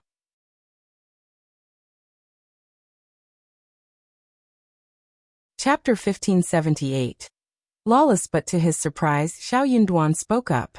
No one could have anticipated Shao Yunduan's decision to speak. Adding to the unexpected nature of Shao Yunduan's intervention was the fact that he projected an image of a scholarly figure, worth no more than 1,000th of a tael, to be used judiciously. Yet here he was, an imperial court official, engaging in a public dispute with a servant, a situation that was utterly demeaning. Certainly, none of those observing the scene would ever consider such behavior. Unless, perhaps, it involved the fourth prince. As the master of Wen Fuxin, it seemed fitting for him to reprimand his servant. However, contrary to expectations, the fourth prince didn't want assumptions to prevail. Upon hearing Wen Fuxin speak, he involuntarily sighed in relief, planning to scold him later and allow him to explain himself first. Shao Yunduan's careless comment caught everyone off guard. Unable to tolerate it any longer, one of the fourth prince's aides sneered and calmly remarked, "Lord Shao, is it necessary to be so serious with a mere servant? It seems a bit demeaning." The crown prince, feeling embarrassed, became even more uncomfortable. "Your lordship, you're mistaken," Shao Yunduan responded with a serious tone. How could a mere servant of the fourth prince show disrespect to the crown prince? What would people think? They might assume the fourth prince harbors ulterior motives and cares little for the crown prince. How else could a servant dare to be so presumptuous? Such an act could tarnish the reputation of the fourth prince. "I am doing this for his sake. We adhere to the rules of the Qian family. It's not child's play. Why shouldn't we take it seriously? Consult the elders of the Ministry of Rights if you doubt whether a servant can belittle the crown prince without repercussions. It's a matter of principle." The advisor was left speechless, cursing Shao Yunduan internally for his quibbling and reasoning. Despite his frustration, he lowered his head, refraining from challenging Shao Yunduan. Glaring at Wen Fuxin, the fourth prince scolded him in a low voice. "You insolent servant! Who gave you permission to speak out of turn? Are you trying to sow discord between the crown prince and me? Apologize to the crown prince immediately." His gaze bore into Shao Yunduan, harboring a desire to see him pay dearly for his words. Wen Fuxin, visibly terrified, paled as he hastily prostrated himself before the crown prince. "I'm innocent. I'm innocent. Crown prince, please have mercy. I never meant to disrespect you. I only feared that Lord Shao would utter baseless accusations. Enough, I won't argue with you any further. You may leave." Recalling Shao Yunduan's remarks, the crown prince couldn't help but feel repulsed. Listening to someone badmouth Shao Yunduan, even though it was Shao Yunduan himself doing the talking, left a bitter taste. No wonder Officer Shao was infuriated and refused to show any courtesy to Wen Fuxin. Such a slave was undoubtedly of questionable character. Despite his feelings, the crown prince, mindful of decorum, extended a modicum of courtesy to Shao Yunduan. "Officer Shao, please proceed." Shao Yunduan responded. "Ms. Qiao is the key witness. Ms. Qiao, could you please provide your account of the events?" "Yes." Qiao Xian began narrating the details. Subsequently, they questioned Lu Fu and the others, who corroborated the truth. The tales were humiliating, distressing, and filled with sorrow and outrage. As the accounts unfolded, tears were shed, and sobs punctuated the air. The ministers directed their gazes at head steward Wen and his nephew, further stoking the crown prince's anger. Zheng Sang and the others shared in the collective heartbreak and indignation. Wu Guan clenched his teeth and spat, yearning to mete out punishment to Wen Fuxin.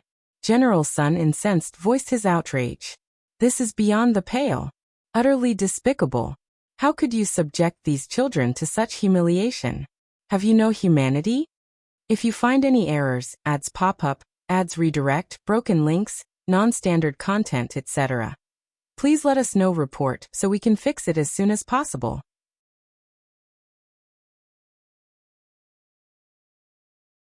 Chapter 1579. Head Steward Wen's dizziness when Fu Xin persisted in his attempt to quibble. Shut up. Head Steward Wen delivered a forceful kick to his chest without a hint of mercy. The impact sent Wen Fu Xin sprawling backward on the ground, clutching his throbbing chest. Surprised, he looked up at his uncle and stammered, "Uncle! Bastard!" Head Steward Wen's eyes bore into him with disappointment. He gritted his teeth and admonished, "The Crown Prince is granting you an opportunity. Spit out the truth. If you dare conceal anything, you can kiss your sorry life goodbye." Despite the presence of court officials, the Crown Prince, numerous princes, Shao Yunduan, and Zheng Sang, the sensitivity of their identities loomed large. Did this fool think he could deceive them with a few words? Had they been dealing only with Shao Yunduan and the others, they might have been under the fourth prince's control. Facing a group of commoners, perhaps they could have turned a blind eye and cooperated. But the circumstances had changed. When Fu Xin was dumbfounded. It's easy for a person to puff up and float, but abruptly deflating them is a challenging task. It evokes embarrassment and resistance from the core. Zheng Sang sneered. "Crown Prince, please conduct a thorough investigation. I demand justice." Cough General Zheng, rest assured. I will provide a satisfactory explanation. The Crown Prince assured. General Sun, indignant, addressed Zheng Sang. "Little Zheng, don't be disheartened. I won't let you endure such humiliation and injustice. You're all esteemed defenders of Great Qin, sacrificing for our country and its prosperity. With the imperial court, the emperor, and the Crown Prince aware of this, they won't turn a blind eye. Without your contributions, Great Qin wouldn't enjoy its stability and prosperity. You shouldn't be subjected to such treatment. It's a letdown for the soldiers and the commoners alike." Head Steward Wen teetered on the verge of losing consciousness. His heart pounded so rapidly that each breath seemed a struggle. When Fu Xin belatedly grasped the gravity of the situation, observing the dignitaries, whose mere presence could create seismic shifts, sporting stern expressions, he couldn't deny the impending trouble. When Fu Xin lacked audacity, often trembling in the face of power he misused to intimidate others. As the reality set in, fear gnawed at him, and his body quivered uncontrollably. Desiring to proclaim his innocence, the words stuck in his throat. He rose and knelt on the ground, initiating a rapid sequence of kowtows. "Dong dong dong," he implored. "Crown Prince, spare me. Crown Prince, spare me. Your Highness, spare me." Wu Guan, with disdain, spat and coldly rebuked. "Shameless. Disgusting." The Crown Prince's countenance darkened. "So, it turns out you are the perpetrator, the one inflicting harm on others?" When Fu Xin could only kowtow, his face drained of color, unable to utter a single word. The Crown Prince erupted, "Bastard!" Head Steward Wen, acknowledging his failure, joined his nephew on the ground, incessantly kowtowing. "Crown Prince, please calm down. I failed in guiding my nephew. Am also at fault. Please grant us a chance to rectify our ways. If you find any errors, ads pop up, ads redirect, broken links, non-standard content, etc., please let us know. Report so we can fix it as soon as possible."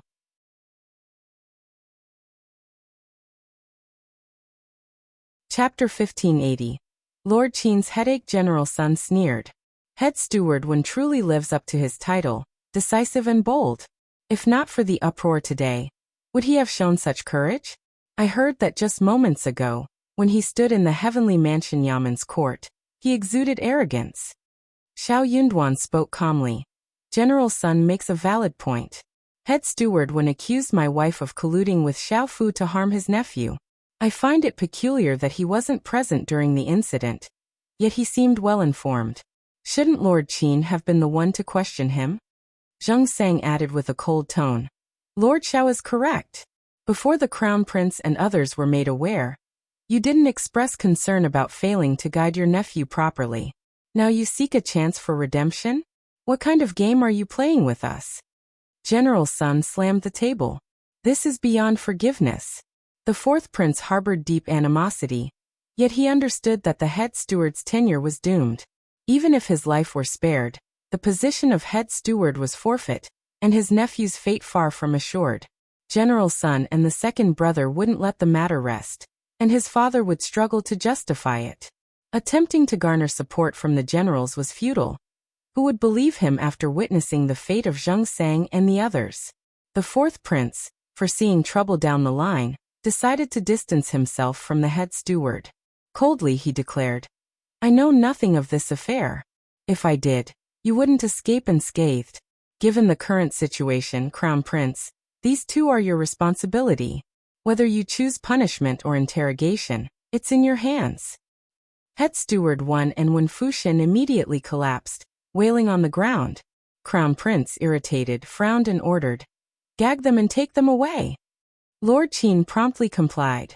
Soon, individuals approached, muffling the cries and swiftly escorting them out. The Crown Prince sighed inwardly, casting a glance at Shao Yunduan, Qiao Xian, and Zheng Sang and offered gentle solace. "I understand that you've all endured injustice.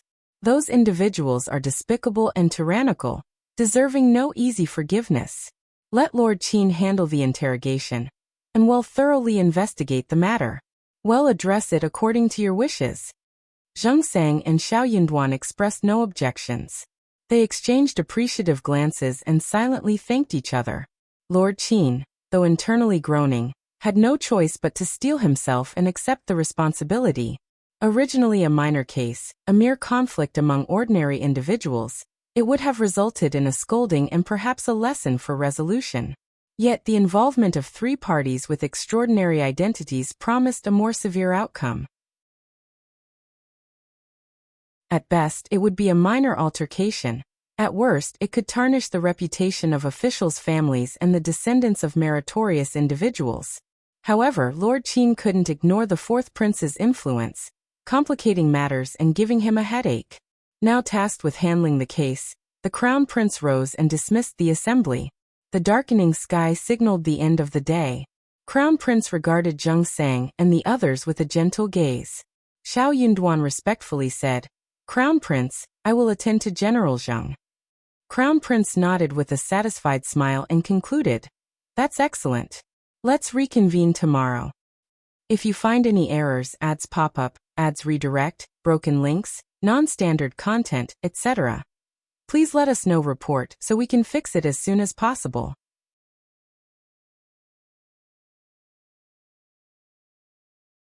Chapter 1581. Pretending not to know, it was evident that he intended to summon Zheng Sang for a meaningful conversation, possibly discussing the prospect of offering him an official position. A fleeting expression of displeasure crossed General Sun's eyes. He was on the verge of expressing his thoughts when Zheng Sang, in a gesture of gratitude, bowed to Shao Yunduan with cupped fists. "Thank you, Lord Shao. Apologies for the trouble. General Zheng, your courtesy is much appreciated.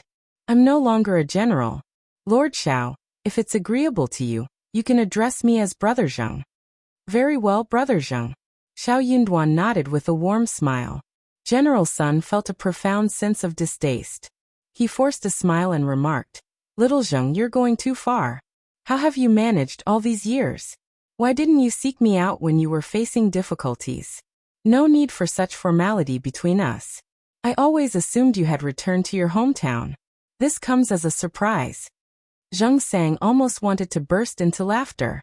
Living in the northern city slums with many others, all of them with known identities, how could General Sun not be aware? It seemed like he was pretending not to know. He disliked officialdom and was inept at ingratiating himself with others. He couldn't tolerate such people and circumstances. After all these years, what remained? How could General Sun still remember? Though the words sounded amiable, if he truly went to seek General Sun out, he would probably have been irritated long ago, right? Having weathered the hardships of the world, Zheng Sang was no longer the person he used to be. Despite his internal disdain, he concealed it well and respectfully replied to General Sun, "I'm ashamed. I've been drifting aimlessly all these years, and I don't have the face to seek you out, General." General Sun laughed and affectionately patted his shoulder. "You're too modest. Let's not dwell on it tonight. Remember to visit my residence tomorrow." "Yes, General." General Sun had initially anticipated a refusal, or at least some hesitation before acceptance. To his surprise, Zhang Sang agreed readily, leaving him slightly stunned. Chuckling, General Sun departed, offering a reminder. "Oh, don't forget." "Of course not," Zhang Sang replied. Mockery brewed within Zhang Sang's heart. In the blink of an eye, the heavenly mansion was empty, with only Zhang Sang, Xiao Yunduan and Qiao Xian remaining. Zhang Sang expressed his gratitude to Qiao Xian, bowing with cupped fists. "Thank you, Madam Shao." Wu Guan and Lu Changming also hastened to bow and express their thanks.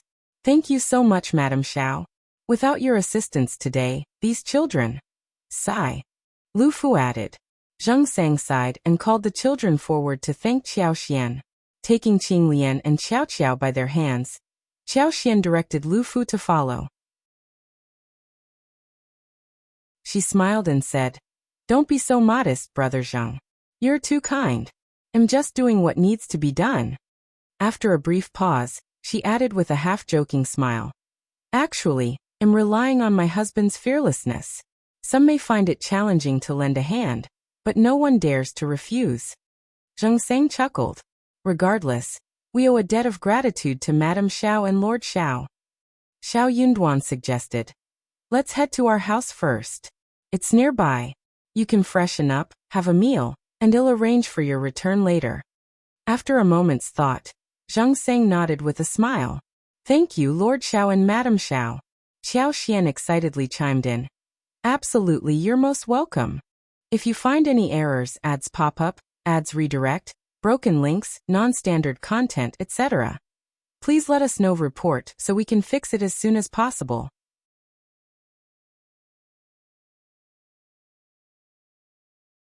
Chapter 1582. Today he used them. Qiao Xian instructed Songshi and Qingyan to head home, order food from a nearby restaurant, and prepare boiling water. Turning to Zhang Sang and the others, Xiao Yunduan suggested, "Brother Zhang, no need for formalities. Just call me by my name." Zhang Sang readily accepted the familiarity. "Brother Yunduan." The two women exchanged glances and shared a laugh. Although one carriage wasn't sufficient, Lord Qin, considerate as always, arranged for an additional one. Xiao Yunduan and the group traveled to his house in separate vehicles. The children, especially fond of Qiao Xian, accompanied her, Xiao Yunduan, Zhang Sang and the rest.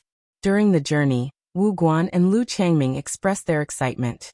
They felt relieved after finally venting their anger today, hinting at the countless grievances they had endured over the years.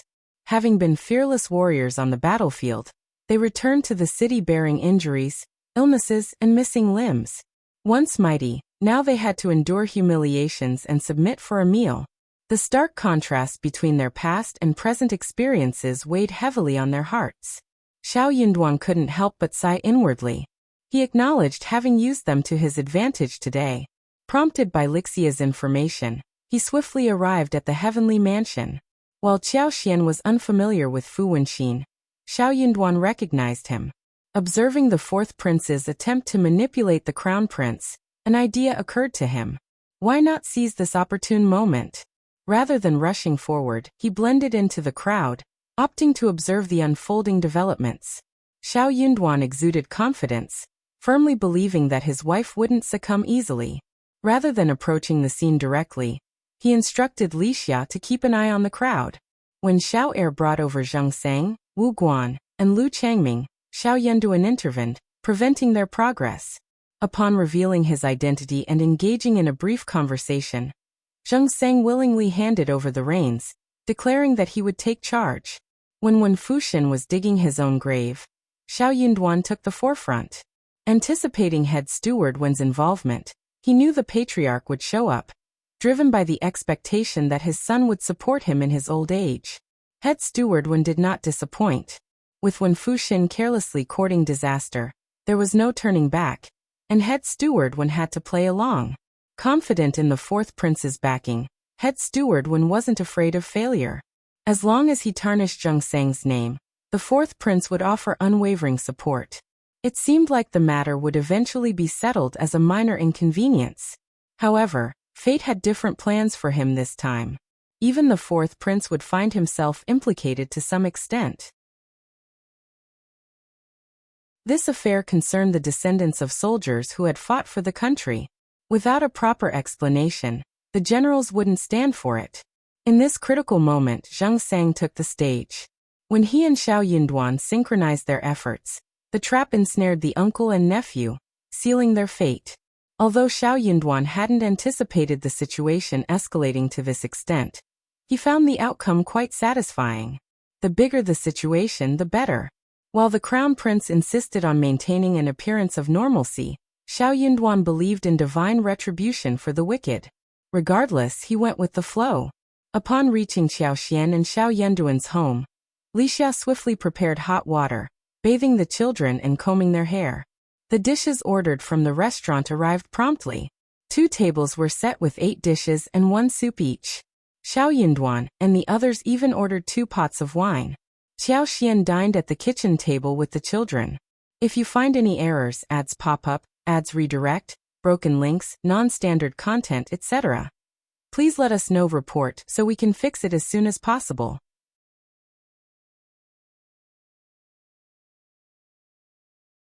Chapter 1583. Sadness. The restaurant, seemingly ordinary, boasted a menu of comforting home-cooked dishes. Mushroom roasted chicken, lamb roasted with onions, beef brisket stewed with white radishes, stir-fried meat, vermicelli cabbage, pork. The array was enough to elicit greedy expressions from the children. Despite their visible hunger, they restrained themselves, unwilling to make the first move. A collective gulp echoed in the room. Observing the children's plight, Qiao Xian took pity and urged them to sit. Dig in before it gets cold. Grateful, Lu Fu expressed his thanks, prompting the children to follow suit. Only then did they settle down to eat. Once chopsticks met food, the children couldn't help but hasten their consumption. Half of the dishes vanished from the table in no time. Their rapid eating, however, lacked rudeness, and Qiao Xian's gentle assistance softened the scene. Shao Yunduan, Zheng Sang and others experienced a notable shift in mood. Rounds of dishes and a few glasses of wine later, Wu Guan unexpectedly broke into tears. It took him a while to regain composure, wiping away tears before smiling at Shao Yunduan. I apologize, Brother Yunduan. Having overseen numerous struggles and hardships, the brothers had maintained a relentless pace for years. Gathered around a table, sharing a decent meal and laughter, they reflected on the distant past. Although melancholy briefly settled in, Shao Yunduan poured wine and reassured, "There's no obstacle in this world that can't be overcome. Now that the court is aware, they'll handle it. Let's discuss it later." Zheng Sang, however, expressed reluctance, his brow furrowing. "I have no intention of involving myself with the imperial court anymore. The same goes for these children. The imperial court doesn't owe us anything. We're incapable. And there's no one to blame but ourselves." It was an undeniable truth. Having retreated from the battlefield, who among them hadn't felt this way? Nevertheless, they were alive, a sentiment that brought satisfaction, especially when compared to their fallen comrades. Despite life's challenges, the children were gradually maturing each day. As they aged, it was hopeful that their circumstances would improve. However, gaining favor with the imperial court proved to be an arduous task, one that was financially beyond their means. Moreover, the prospect of entangling themselves in the conflicts among the princes, risking disaster, was a fear they couldn't shake. Shao Yunduan couldn't help but sigh inwardly, recognizing that Zheng Sang and the others had likely grown so disillusioned with the court that they accepted their situation with unusual calmness. Reflecting on the past, they had received compensation upon retirement. 15 taels of silver for the disabled and 20 taels for the deceased. While not a significant sum, if properly distributed among those entitled, it could have eased their hardships. Yet the reality was different, leaving Shao Yunduan with a mix of emotions. The allure of the silver was undeniable. Even a small business venture could have made a significant difference in their lives. Some might not even receive a single tael, further complicating matters. Shao Yunduan found himself grappling with complex emotions, questioning the worth of investing effort in such an imperial court. He pondered the potential impact of the seemingly kind crown prince, and whether his efforts to effect change were worthwhile. Disappointment had eroded his confidence, and he no longer harbored the desire to remain in the capital. Smiling with a sense of resignation, Shao Yunduan spoke slowly. I'm not suggesting that you pursue an official position or rely on the court's charity. Saving yourself is not an impossible task. There are alternatives worth exploring. If you find any errors, ads pop up, ads redirect, broken links, non-standard content, etc., please let us know. Report so we can fix it as soon as possible.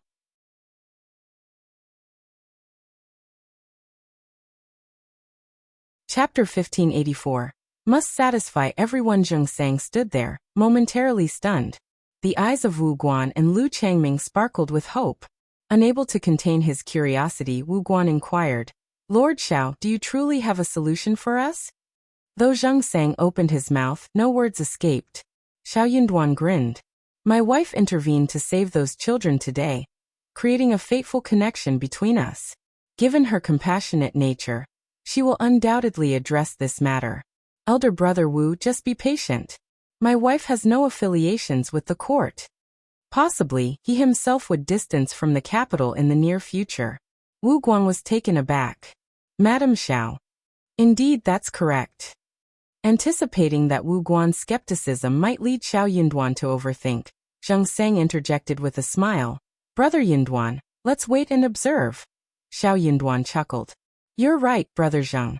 Allow me to propose a toast to the three of you. Cheers.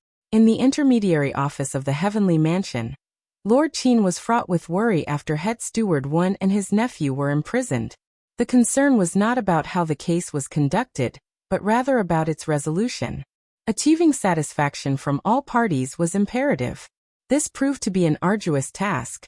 Uncertain if he could devise a solution that would benefit everyone, Lord Qin contemplated staying awake all night to ponder.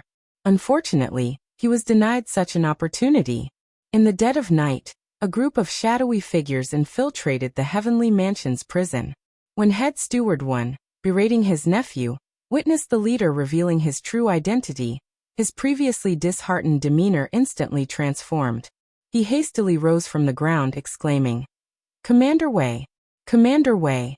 Did His Highness send you? What were His Highness' instructions? Commander Wei responded with a peculiar smile, saying, If not for His Highness' orders, why would I venture to such a place in the middle of the night, head steward Wen? His Highness has specifically tasked me with escorting you and your nephew away. With His Highness showing such concern for you, head steward Wen can meet his end without regrets. What? Head steward Wen collapsed to the ground, too shocked to offer a retort. Hoarsely he mumbled, That can't be. Considering the countless tasks he had undertaken for His Highness and the multitude of challenges he had surmounted, head steward Wen was baffled. His loyalty, dedication, and constant worry for His Highness had earned him the position of head steward in the fourth prince's residence. Could His Highness truly forsake him over a trivial matter? Not only forsake him but also seek his life. It seemed inconceivable. When Fu Xin's mind went blank, he was utterly stupefied. Commander Wei sneered with disdain. If we don't handle this matter decisively, the generals won't be appeased, and General Sun and the second prince won't let it slide easily. Protecting you would erode the general's confidence in His Highness and foster resentment. Head steward Wen, do you believe yourself worthy of that? Head steward Wen tried to speak. I, Commander Wei scoffed. Consider yourself fortunate that His Highness didn't dismember you. If you gracefully end your own life, you might still secure a decent burial. It's your misfortune that you didn't properly discipline your nephew, and you cross paths with those people today. That's the hand of fate. Just accept it. Had he only clashed with Madame Shao, he might have endured numerous beatings and offered numerous apologies. However, Madame Shao wasn't the only one he had offended. The identity of the person he had antagonized was exceedingly sensitive. If you find any errors, ads pop up, ads redirect, broken links, non-standard content, etc., please let us know. Report so we can fix it as soon as possible.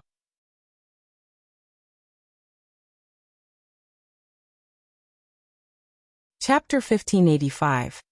Suicide. How could head steward Wen fail to grasp the fourth prince's intentions? It became glaringly apparent as Commander Wei spoke confirming the grim reality. Head Steward Wen realized he was truly in dire straits this time. It's my fault. It's all my fault. I was foolish, utterly foolish. Regret overwhelmed him. Head Steward Wen lunged at Wen Fuxin, unleashing a torrent of furious blows and kicks. His hoarse voice reverberated with anger as he berated him relentlessly. Wen Fuxin, defenseless against the onslaught, could only cower, clutching his head, and pleading for mercy while addressing him as uncle. He too regretted his actions. If he had foreseen this outcome, he wouldn't have been so reckless, venting his frustration on those youngsters. Little did he know that behind those seemingly insignificant youngsters lurked figures more menacing than beggars. Had he been aware, he wouldn't have dared trouble them, not even at the cost of his life. He felt duped by those youths, who, in his opinion, should have kept their mouths shut. The realization of his own folly weighed heavily on Wen Fuxin. Commander Wei, amused by the unfolding drama between uncle and nephew, sneered and signaled a few expressionless men in black to step forward. In a swift turn of events, 2 suicides materialized in the prison overnight, appearing to have hanged themselves from the beam, their bodies swaying lifelessly. The following morning, Lord Qin, who had spent the night sleepless with a pounding headache, was met with an even more staggering revelation. Head Steward Wen and his nephew had apparently taken their own lives in the Heavenly Mansion's prison. The shock was so intense that Lord Qin nearly lost his footing. A wave of frustration washed over Lord Qin. He berated himself for his carelessness. The events of the previous night had left him so bewildered that he failed to consider the consequences. Lord Qin couldn't fathom why the Crown Prince would resort to suicide out of fear of punishment. It seemed an unnecessary act.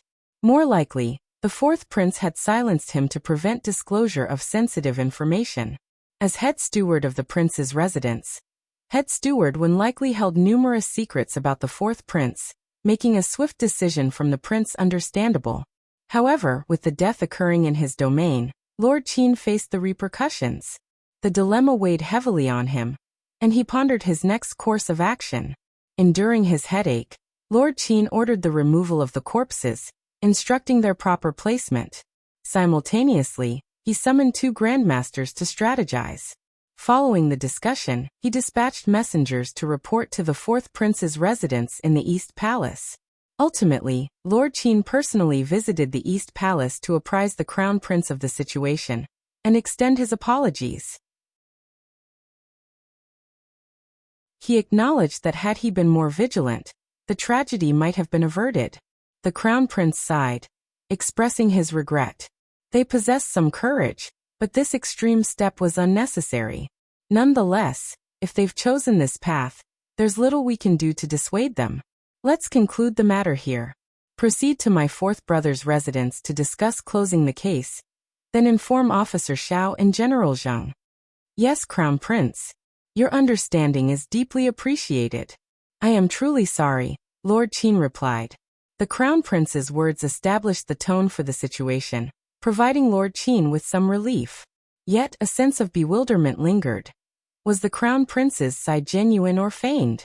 Lord Qin found himself unable to discern the Crown Prince's true sentiments, contemplating the enigma of the higher-ups' thinking. In the end, he sighed in resignation. The Crown Prince remained an enigma, his thoughts unfathomable. If you find any errors, ads pop up, ads redirect, broken links, non-standard content, etc., please let us know. Report so we can fix it as soon as possible.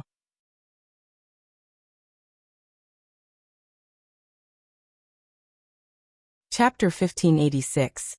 Too terrifying in truth, the benevolent Crown Prince genuinely held these sentiments, and his emotions were sincere from the depths of his heart. Reflecting on Shao Yunduan's words spoken at the Heavenly Mansion in front of the 4th prince the previous day, the Crown Prince felt a sudden pang of sympathy for his brother. Simultaneously, he understood that Shao Yunduan likely harbored resentment against him. Recognizing this, he grappled with conflicting emotions. Lord Qin, pushing aside his tangled thoughts, hastened back to the 4th prince's residence. The 4th prince conveyed surprise, shock, heartache, and sighs, ultimately expressing a mix of sadness and magnanimity. Despite Head Steward Wen's lack of actual wrongdoing, The prince acknowledged his choice to atone for his perceived sins through punishment. In light of this, the fourth prince arranged for the residents to handle the funeral proceedings and ensure a proper burial. This move aimed to appease Madame Shao, Lord Shao, and General Zheng. Lord Qin's heart chilled at the turn of events. Struggling to maintain composure, he respectfully bowed and offered praises to the fourth prince, nearly escaping the residents. The experience was chilling. Although he was the one responsible for the death, the fourth prince managed to put on a flawless act in front of Madame Shao. The deception was unnerving, with the perpetrator having ostensibly committed suicide. The matter concluded naturally. Qiao Xian and Shao Yunduan, however, remained skeptical of the alleged suicides by the chief steward's uncle and nephew, knowing that the impact and consequences of the incident were substantial. While serious, it didn't warrant the uncle and nephew paying with their lives. They would prostrate themselves, offering apologies. The punishment would involve numerous beatings and confinement for several months, perhaps even half a year. However, the notion that the uncle and nephew would willingly commit suicide raised doubts. Did they possess the courage for such a drastic step? Who else, besides the fourth prince, would have both the motive and capability to orchestrate such an event? The fourth prince is truly ruthless, Qiao Xian exclaimed. Shao Yunduan sneered. He's not the one facing death, so why wouldn't he resort to it? Despite his abilities, he remains a servant. While Shao Yunduan acknowledged the fourth prince's capabilities, he didn't view the situation as a loss. Seizing an opportunity to neutralize a capable servant seemed a pragmatic move. Upon learning of the outcome, Zheng Sang and the others maintained silence. Having promised General Sun a visit to the Sun residence, Zheng Sang adhered to his commitment. However, General Sun was unexpectedly absent due to urgent matters. The Sun family's head steward extended a warm invitation to Zheng Sang. Expressing apologies on behalf of General Sunday, General Sun had to leave the city urgently.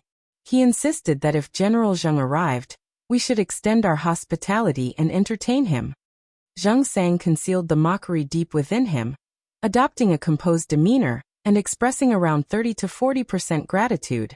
Having witnessed much of life's complexities, he no longer harbored illusions.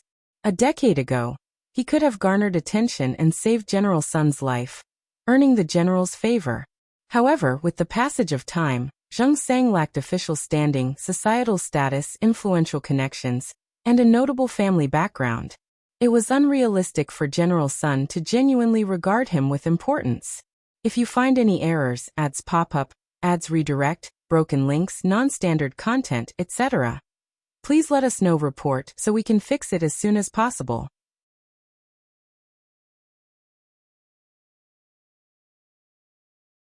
Chapter 1587.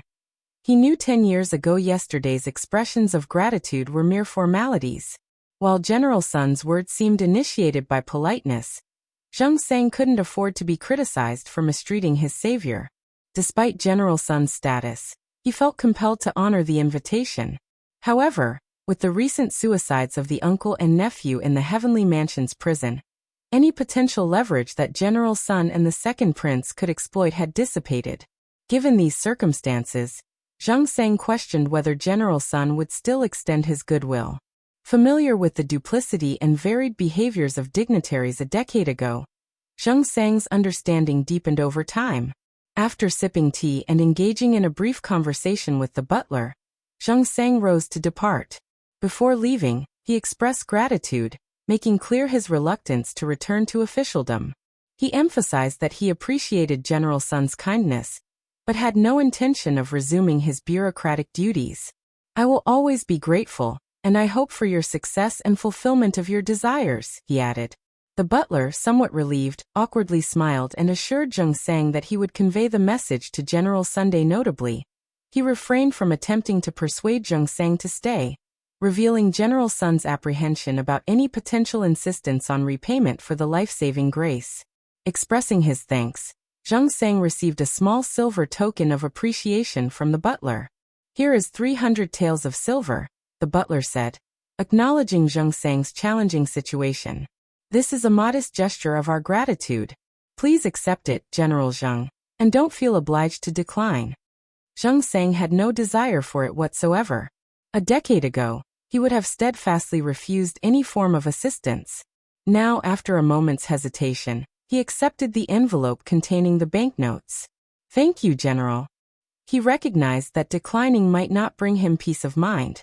Besides, with people of various ages, ailments, disabilities, and lacking in essentials, 300 taels held significant value.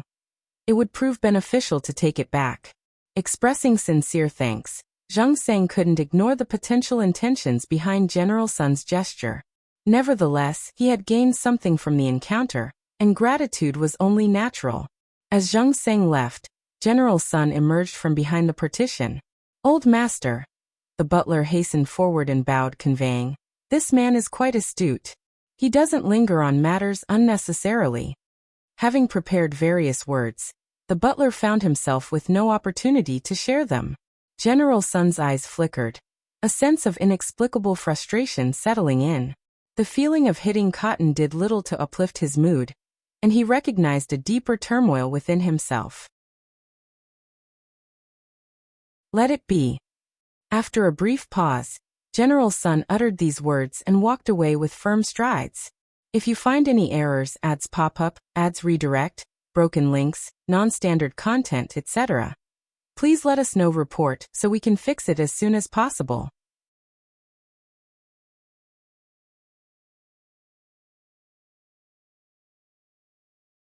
Chapter 1588. What is he trying to do? He was a beggar who had left the bureaucracy 10 years ago, now struggling in destitution.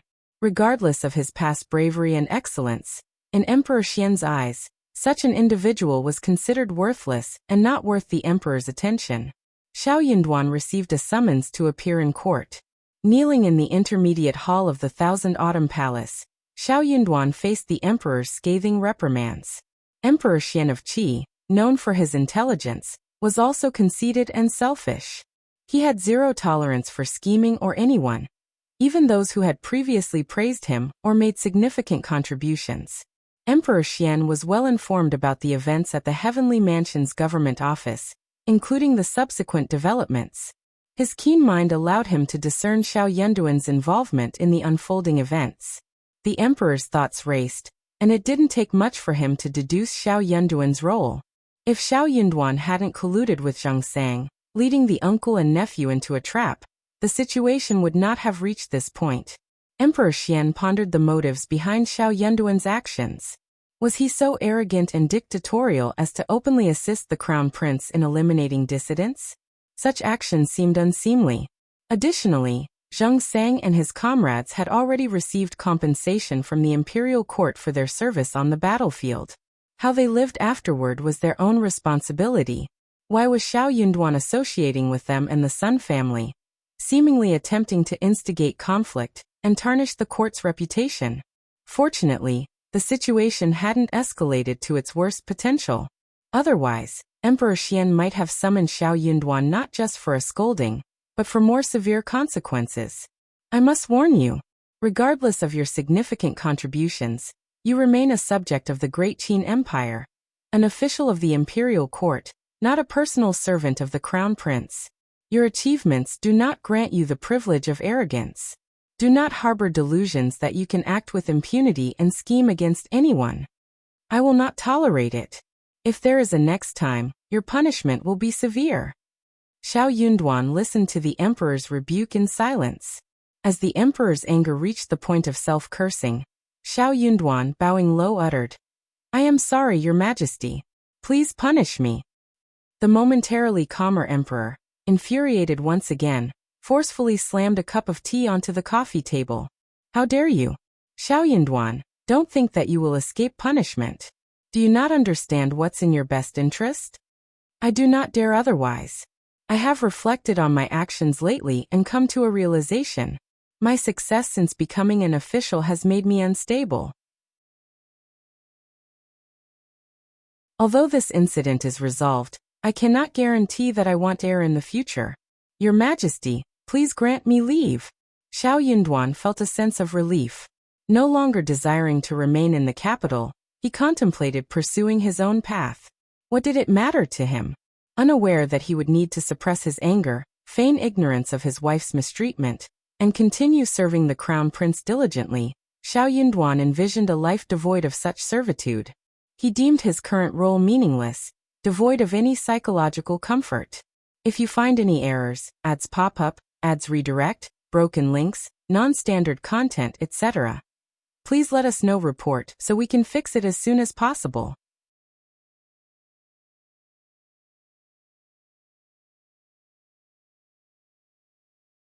Chapter 1589. Crown Prince's Embarrassment. This was Xie Jinggrong's suggestion after gauging the Crown Prince's stance, and it resonated with Shao Yunduan.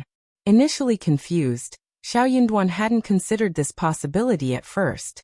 Indeed, wouldn't it be more advantageous to seek release from his current position rather than persisting in the capital? What one doesn't know or see can't harm them. The future conduct of the Crown Prince, whether good or bad, was no longer of concern to him. Having fulfilled his duties and exerted considerable effort, Shao Yunduan, now emotionally detached, had no intention of obstinately persevering. He envisioned leaving the capital far behind. Regardless of who ruled the empire in the future, he would remain a subject. While he hoped for the Crown Prince's eventual success, he no longer prioritized merit. Fortuitously, he found the right moment to voice his decision.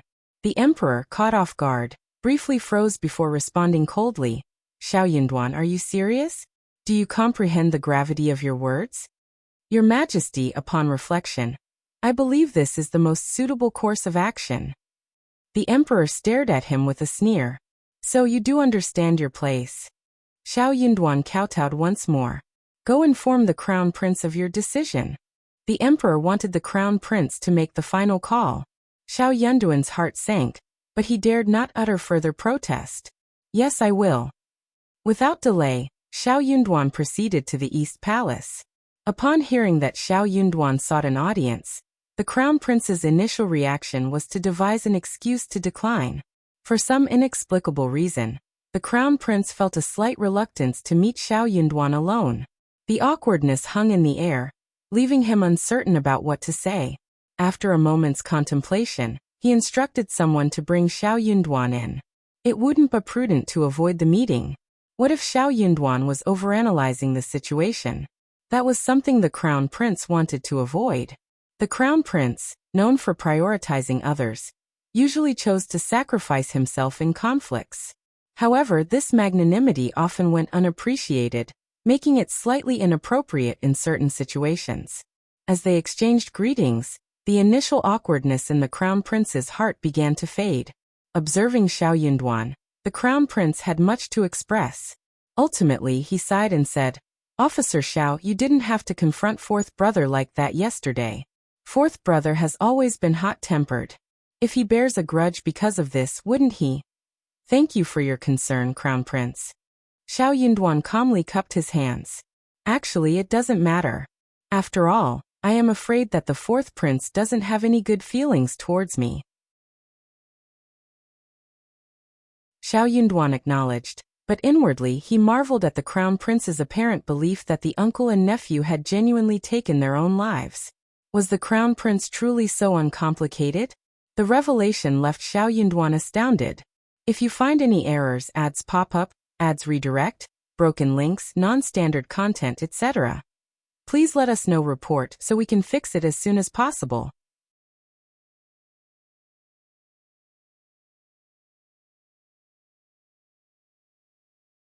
Chapter 1590. Requesting to be sent away after a prolonged silence, Shao Yunduan seized the opportunity to reveal the purpose of his visit. The Crown Prince, taken aback, fixed his gaze on Shao Yunduan and gradually regained his composure. No, I cannot agree. Officer Shao, why entertain such thoughts? It is in your best interest to remain in the capital. Others pursue such endeavors to amass experience, but you are exempt from this necessity. The Crown Prince displayed a mix of anxiety and anger. Undeterred, Shao Yunduan maintained his resolve. Bowing respectfully, he asserted, Crown Prince, I fear that if I linger in the capital, the Fourth Prince may stir up trouble, and other princes might exploit the situation. What if it implicates your highness? I have contemplated this. and I believe a temporary departure from the capital to lie low would be prudent. Wouldn't it be beneficial for everyone to alleviate tensions? The Crown Prince's expression darkened as he listened to Shao Yunduan. Officer Shao, are you still unable to let go of the past? Are you blaming me? Shao Yunduan paused briefly before responding. Crown Prince, you are reading too much into it. I harbor no such sentiments. Did he really need to pose such a question? Let go? How could he let go? What would happen to his wife if luck hadn't favored her, and she encountered Xie Jingrong and his accomplices? Her survival was due to her own abilities and fortune, but that couldn't serve as an excuse to absolve the fourth prince of any wrongdoing.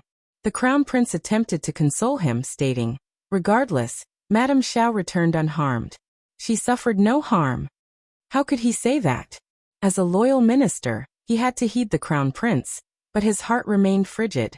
Although Shao Yunduan's denial sounded genuine, the Crown Prince sighed with a bitter smile.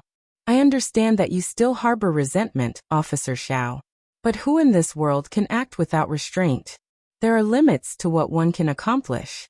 Even as the Crown Prince, I am bound by constraints. Could the fourth prince manipulate the Crown Prince's hand with a simple trick, rendering him immobile? Shao Yunduan, maintaining his composure, respectfully responded, Crown Prince, your wisdom is evident and I acknowledge it. Despite that, do you still insist on leaving? Inquired the Crown Prince. Shao Yunduan cast his gaze downward and nodded. Yes, I can gather intelligence for the Crown Prince and avoid conflicts with the fourth prince. Would that not be a win-win situation? I may not harbor resentment from the past, but convincing the fourth prince might be challenging. If he perceives lingering animosity and seizes an opportunity to strike, what recourse do I have? Would I not be burdening the Crown Prince? That is why I believe it's in everyone's best interest for me to depart from the capital. Crown Prince, please grant me this request. Shao Yunduan knelt down, clasping his hands. The Emperor summoned me to the court today to reprimand me for the incident at the Intermediate Office of Heavenly Mansion yesterday. I have requested the release of the decree, and the Emperor instructed me to inform you. The Crown Prince's heart sank as he looked at Shao Yunduan, the previously gentle expression now marred. A feeling of disappointment and panic overwhelmed him. He couldn't shake the sense that the bond between him and Shao Yunduan was irreparably damaged. He resented Shao Yunduan for magnifying a minor issue, and expected more from someone he held in high regard. If you find any errors, ads pop up, ads redirect, broken links, non-standard content, etc., please let us know. Report, so we can fix it as soon as possible.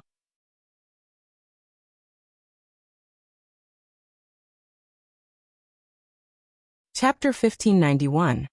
Why are you so unreasonable? Yet he remained unyielding. Why are you so obstinate? The Crown Prince exclaimed in slight irritation. Reflect on it. Withdraw your request. Shao Yunduan chose not to engage in argument, but rose from his seat and departed. The Crown Prince, seated on the couch, released a prolonged sigh. Frustrated, he sought solace at the princess consort's residence. Welcoming him with enthusiasm, the princess consort served tea with great hospitality. Observing the Crown Prince's disinterested demeanor, Princess Consort grew concerned and inquired, Crown Prince, what has happened? Is something troubling you? The Crown Prince seldom discussed political matters with the Princess Consort, who in turn, refrained from probing into such affairs. However, Shao Yunduan's situation transcended mere politics. The Crown Prince sighed. Officer Shao requested release today. I cannot fathom why he would entertain such a notion. Oh, Princess Consort was taken aback and exclaimed. Crown Prince did not acquiesce, did he? They could not allow him to leave. He dared to venture where others hesitated, excelling in tasks beyond the capability of others. His contributions were manifold, including pleasant surprises. That year, the imperial plantation yielded a bountiful potato harvest, eliciting joy from the Ministry of Revenue. The Emperor, pleased, commended the Crown Prince, declaring him a boon to the empire. He asserted that in times of famine, these potatoes could potentially save countless lives. Such merit was priceless and irreplaceable. And Shao Yunduan had orchestrated all of this for the crown prince. Despite her disapproval of Qiao Xian and the belief that Shao Yunduan was overly lenient toward him, the princess consort still wished for Shao Yunduan to remain by the crown prince's side and offer his assistance. The crown prince, inherently kind-hearted, faced limitations with aides and confidants constrained by their reputations. In contrast, Shao Yunduan, a fearless youth, operated without as many worries and constraints. What hindered others did not impede him. The crown prince needed such a fearless ally. Shaking his head with a bitter smile, the crown prince remarked, "I urged him to reconsider, but Officer Shao remains resolute. He won't change his mind." The princess consort expressed displeasure, stating, "As a minister and with the crown prince as the heir, as a scholar and the primus, doesn't he understand the principle of hierarchy? If he's loyal to the crown prince, he shouldn't speak that way." "You misunderstand him." The crown prince hesitated before revealing Shao Yunduan's lingering dissatisfaction with Qiao Xian's kidnapping. Princess consort grew even angrier and felt a twinge of embarrassment. The fourth princess consort had approached her, apologizing and explaining that the fourth prince had saved her grandson's life at the cost of almost losing his own. While proud of her grandson's luck, Princess Consort found the fourth Princess Consort's request reasonable and couldn't refuse. She agreed immediately and sought to persuade the Crown Prince. Facing pressure, the Crown Prince accepted the favor, giving in to Princess Consort. If Shao Yunduan harbored issues with this matter, it implied Princess Consort had erred. Naturally, she wasn't pleased. This is even more unjustifiable. "Lord Shao, can't you grasp such a simple principle? Fourth brother saved our grandson. We must reciprocate. Miss Qiao is unharmed, isn't she? What is there to argue about? Is Lord Shao willing to harm us all? That's too much. If you find any errors, ads pop up, ads redirect, broken links, non-standard content, etc. Please let us know. Report so we can fix it as soon as possible."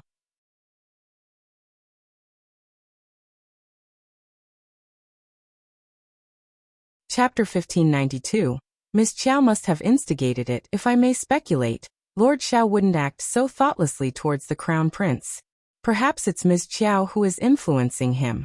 Maybe Miss Qiao is behind the request for release. It's difficult to say. That could be the case. The more the princess consort contemplated, the more she believed she was correct, and the more she grew disdainful of Qiao Xian. She sighed, unable to suppress her disappointment. Born into a humble family with no proper upbringing. What a pity for Lord Shao. Her words raised doubt in the Crown Prince. He fell into contemplative silence. Princess Consort sneered. "I've been saying that Miss Qiao will run into trouble sooner or later, and I am right. A virtuous wife should steer clear of such complications." Crown Prince dismissed it with a wave. "That's their family affair. Let's not dwell on it." Princess Consort felt a twinge of frustration. A family affair? While true, if it jeopardized the Crown Prince's interests, it ceased to be a simple family matter. She couldn't fathom why the Crown Prince indulged Miss Qiao to such an extent. It was perplexing. "What's your plan?" What else could he do? Crown Prince sighed. "Wait and observe." At the Shao mansion, Qiao Xian, Shao Yunduan, Xie Jingrong, and Zhao Shu engaged in a discussion. The possibility of Shao Yunduan leaving the capital hung in uncertainty. The Crown Prince wouldn't easily let him go, but Shao Yunduan was determined to depart. He had no intention of prolonging his stay in the capital any further. He couldn't bear to see Qiao Xian harmed again. As long as Qiao Xian remained alive, the fourth prince would eventually yield to the Crown Prince, bringing an end to the situation. She's perfectly fine. But what if one day, Qiao Xian's luck ran out, and she couldn't return? Would they be able to say, "Forget it, she's gone, why persist?" His efforts for the Crown Prince, especially the potato incident, had not only earned the Emperor's admiration and respect but had also garnered widespread support. He had become a thorn in the sides of the other princes. The challenges wouldn't cease. In such circumstances, resigning wasn't appropriate. He could only release it, signifying a pause and admission of defeat. As long as the fourth prince and the others weren't foolish, they wouldn't proactively harm him. At most, they would observe from a distance. It wasn't that Xiao Yunduan was arrogant, but the fourth prince might place him in a crucial position if he ever gained control. He hadn't been with the crown prince for long and wasn't irreplaceable. If that day truly arrived, it would be the day he resigned. Qiao Xian desired distance from the capital. What was so appealing about this place? She might as well be a local official, a local leader. To farm happily and earn money without exhaustion sounded ideal. Xie Jingrong worried about Qiao Xian's safety, which aligned with his hopes. Zhao Shu? He wanted to settle matters quickly, so he could get married. Qiao Xian's heart skipped a beat. If the crown prince is unwilling, the fourth prince must be eager, right? If the fourth prince lends his support, Xie Jingrong smiled. That's a solid plan, but we must proceed with caution to ensure that no one discovers our intentions. I'll devise another approach for Princess Consort's family. Shao Yunduan chuckled. Regardless, my decision remains unchanged. If the crown prince values our connection, he'll acquiesce. Over time, word of Xiao Yunduan's departure from the capital started circulating. The fourth prince became intrigued and sought to verify the accuracy of the information. If you find any errors, ads pop up, ads redirect, broken links, non-standard content, etc., please let us know. Report so we can fix it as soon as possible.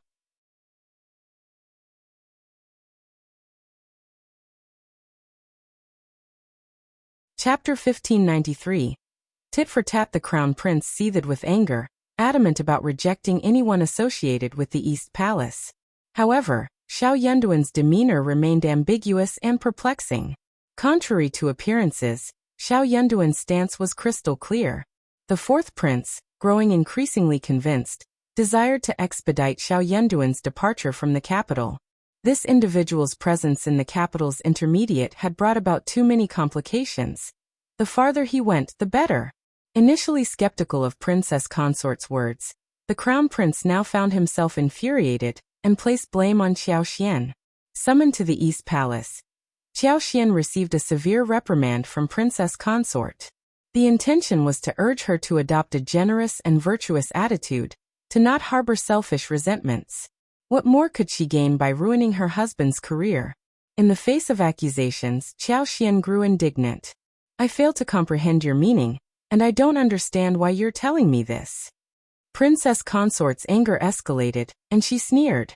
You claim not to understand? You've always been audacious and intelligent. What's there not to understand? Princess Consort, you flatter me, am unworthy of such praise. Qiao Xian replied with a slight bow, maintaining composure. I am not impolite, I am not virtuous, and I am not selfish.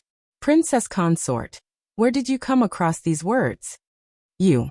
Princess Consort, is my husband worthless and foolish? Having seemingly discovered a vulnerability in Qiao Xian's demeanor, Princess Consort snapped. Miss Qiao, how can you speak ill of your own husband? You're not a good wife. Princess Consort, do you not grasp? I am inquiring about your opinion, not endorsing any particular view. So, do you also believe that my husband is not that kind of person? In that case, my husband should be the one to judge whether I am virtuous, magnanimous, or selfish, correct? My husband has always treated me kindly and has never accused me of being a bad person. I am genuinely perplexed. Where did these accusations originate, Princess Consort? Has someone maligned me in your presence? I will not accept being falsely accused. Princess Consort, kindly clarify and vindicate my reputation. Princess Consort, incensed, retorted. Miss Qiao, are you attempting to force me? How dare you? Do you comprehend the hierarchy? I'm simply seeking an explanation. Otherwise, I won't endure this tarnished reputation while remaining in the capital. Princess Consort, irritated by the mention of staying in the capital, snapped at Dao. How dare you resort to such threats? Fine, I won't beat around the bush. I'll explain. You were abducted. Princess Consort, Qiao Xian interjected, expressing confusion. What are you talking about? I am becoming increasingly baffled. Princess Consort was caught off guard. Qiao Xian's kidnapping hadn't been made public. Xiao Yunduan had informed the crown prince privately, with the crown prince opting to keep it under wraps. Upon Qiao Xian's pushback, the crown prince instructed princess consort not to openly discuss the matter. However, she cared little for the directive. In fact, she relished the idea of seeking revenge, and eagerly anticipated the widespread dissemination of this information. If you find any errors, ads pop up, ads redirect, broken links, non-standard content, etc., please let us know. Report so we can fix it as soon as possible.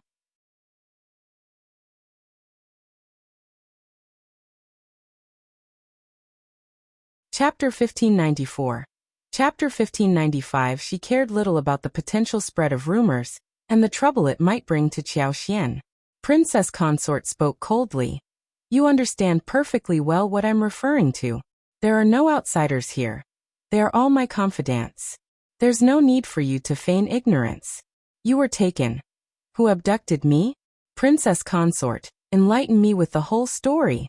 When did this supposed kidnapping occur? Once again, princess consort choked, her face fluctuating between red and white. This time, she found herself speechless. Could she admit that the fourth prince was behind the abduction? She didn't dare, lacking any evidence. If news spread through her servants, the fourth prince would likely retaliate first. Feeling the weight of Qiao Xian's challenge, princess consort grew increasingly embarrassed and frustrated. You know what happened? I'm genuinely unsure, so princess consort, please enlighten me. You. Princess consort panted, glaring at Qiao Xian. Her chest rose and fell rapidly. She was evidently seething with anger. I have underestimated you, she gritted her teeth, raising her eyes and speaking in a deep tone. Miss Qiao, you are even more uncouth than I thought. I've never encountered such a shrew in the marketplace. It has broadened my horizons. The palace maids and attendants lowered their heads, their bodies tense. Holding their breath, they dared not make a sound. Auntie Fu, absent due to illness, was missed by everyone. In this charged atmosphere, no one dared to speak, and only Auntie Fu would have the courage to do so. Certainly, no one anticipated that Madame Shao would dare provoke Princess Consort to such an extent. Princess Consort, known for her demure and gentle demeanor, had never been witnessed losing her temper or speaking impolitely. Concern and worry spread among those present. Qiao Xian, unfazed, felt nothing. While the harsh words from Princess Consort might have caused other noble ladies to faint from embarrassment, Qiao Xian seemed prepared to engage in another 300 rounds of verbal sparring. With a blink, she regarded Princess Consort with confusion. Princess Consort, since you've never witnessed me behaving like a shrew in the market, how can you claim that I am? Pardon my lack of comprehension, but I genuinely don't understand. You, Miss Qiao. Princess Consort screamed, her embarrassment darkening her vision.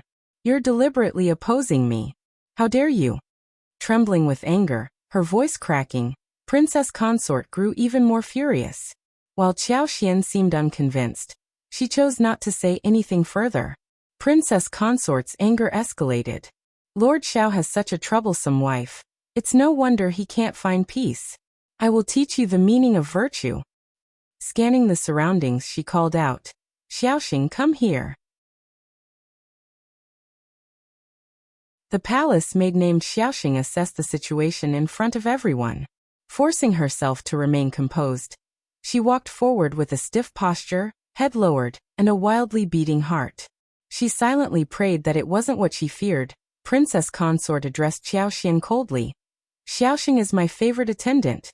Gentle, quiet, talented, and knowledgeable in music, chess, calligraphy, and painting. Take her home, and let her serve Lord Shao from now on. Let's see how a woman should conduct herself. Xiaoxing's face paled, and fear welled up in her eyes. She didn't want to go. Madame Shao would never forgive her. If you find any errors, ads pop up, ads redirect, broken links, non-standard content, etc., please let us know. Report so we can fix it as soon as possible.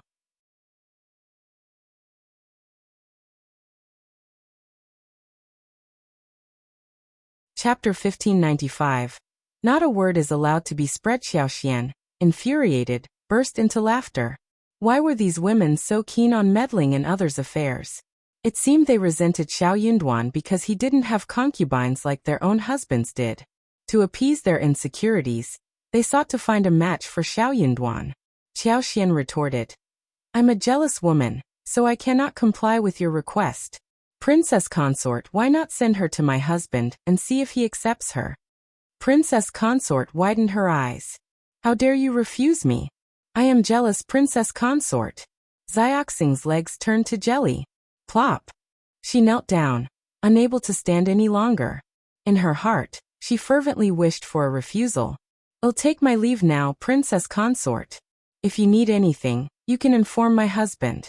As long as he doesn't mind, I don't mind either. I'll defer to his judgment. I wouldn't dare to trouble Princess Consort further. I'll take my leave. Qiao Qian bowed and departed slowly. Princess Consort, frustrated, glared at Qiao Qian, attempting to halt her. But what did it matter if she kept Qiao Qian there? This person was simply incorrigible.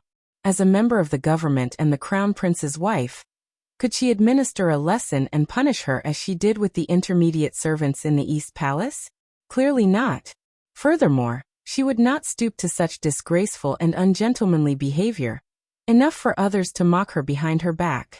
Princess Consort seethed with anger. She trembled with fury, her breath erratic. What an audacious Miss Qiao. She was excessively arrogant. Where did she find the audacity to behave this way? Princess Consort took a deep breath, closed her eyes, and spoke coldly. If word of today's events spreads, none of you will be spared. Remember, each and every one of you. The maids hastily knelt down. Yes, Princess Consort. All of you may leave. Understood. The more Princess Consort dwelled on the situation, the angrier she became. She stood motionless, seething with indignation. Qiao Qian exited the prince's mansion and entered the carriage. As she settled into her seat, her heart raced, and her limbs felt weak. She patted her chest, heaving a sigh of relief. She was somewhat apprehensive. She couldn't fathom where she found the courage to confront Princess Consort face to face, provoking such fury in return. While it felt gratifying at the time, the aftermath might result in a lasting feud. Upon returning home, Qiao Qian instructed Yi to summon her husband if there were no urgent matters. The more she contemplated the situation, the more overwhelmed she felt.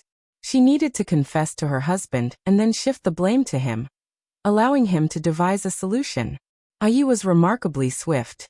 Shao Yunduan returned promptly upon learning that Qiao Qian sought him. My darling. Husband, you're back so quickly. Qiao Qian greeted him with a smile. Now that she had regained composure, her limbs felt invigorated. Shao Yunduan raised an eyebrow, appraising her. Qiao Qian led him to sit down and said eagerly, It seems I've caused you some trouble. Seeing that she was still in a joking mood, Shao Yunduan felt relieved. He embraced her and remarked, The trouble you've caused isn't trouble at all. It's the fault of others. If you find any errors, ads pop up, ads redirect, broken links, non-standard content, etc., please let us know. Report so we can fix it as soon as possible.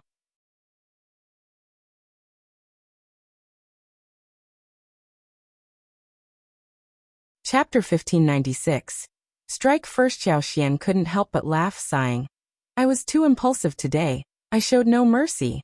With nothing to hide from Shao Yunduan, who had a good memory, Qiao Qian recounted everything about Princess Consort summoning her to deliver a reprimand.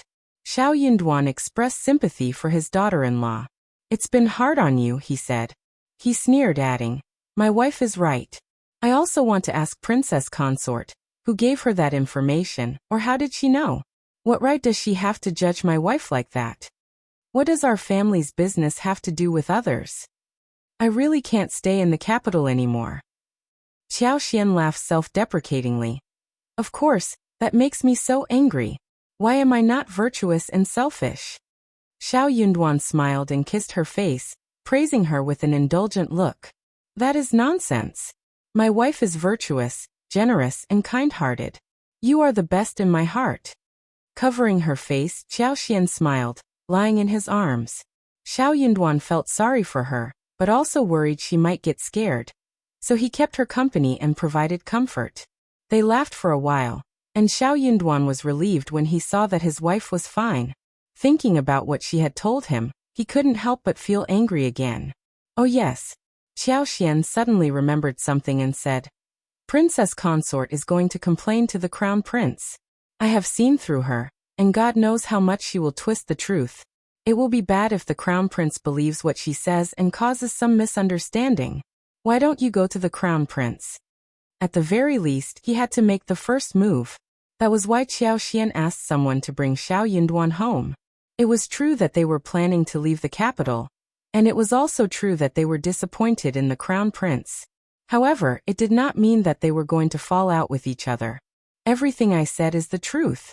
Of course, I believe you. You are not that kind of person. Shao Yunduan smiled and squeezed Qiao Xian's hands.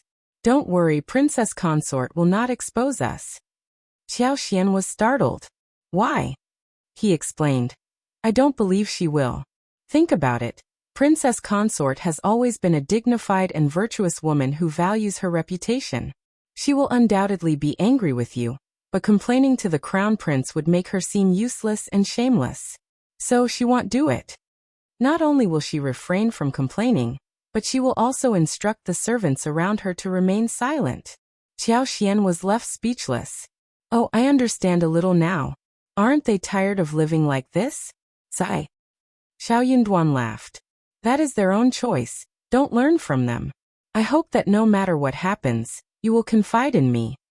Qiao Xian chuckled. Don't worry, I am very good at that. They exchanged smiles. Shao Yunduan said, just pretend that you have never told me about this. Okay.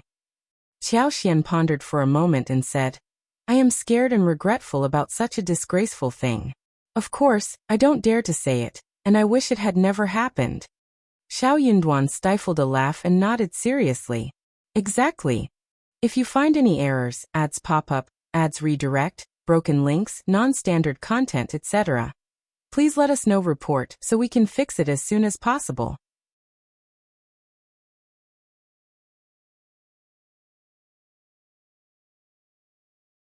Chapter 1597.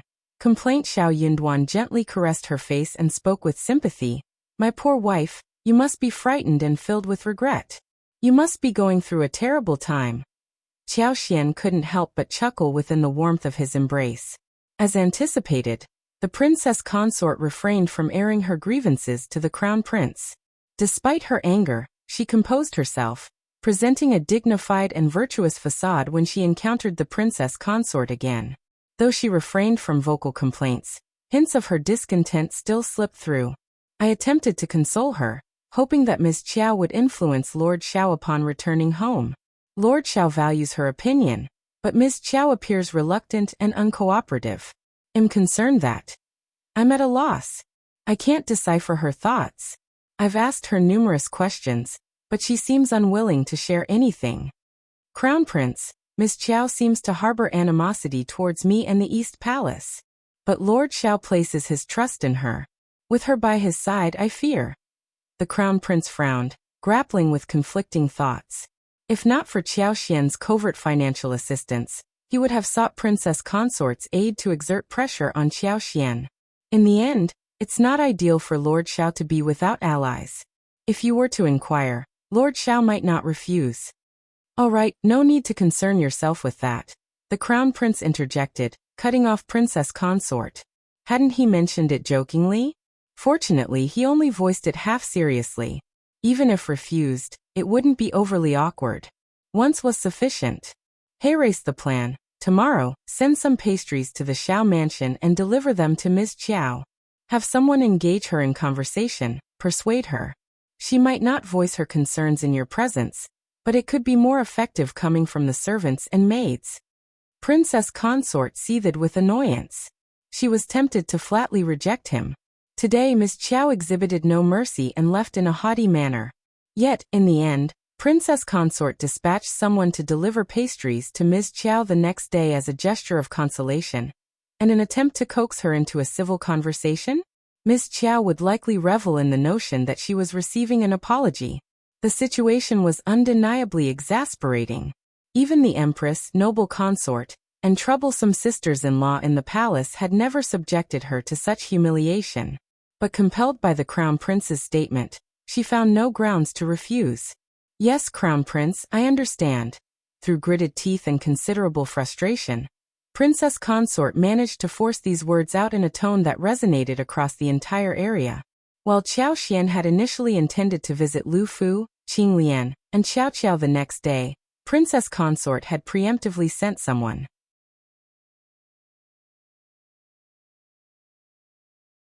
Upon their arrival, Auntie Liang and the two maids were welcomed, expressing gratitude for the 2 boxes of snacks. Qiao Xian couldn't decipher Princess Consort's intentions. One thing remained certain: her husband's intuition was correct.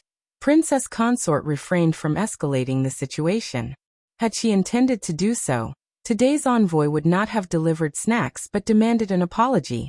Expecting Auntie Liang to depart after offering snacks, Qiao Xian was surprised when she revealed that Princess Consort desired a private conversation.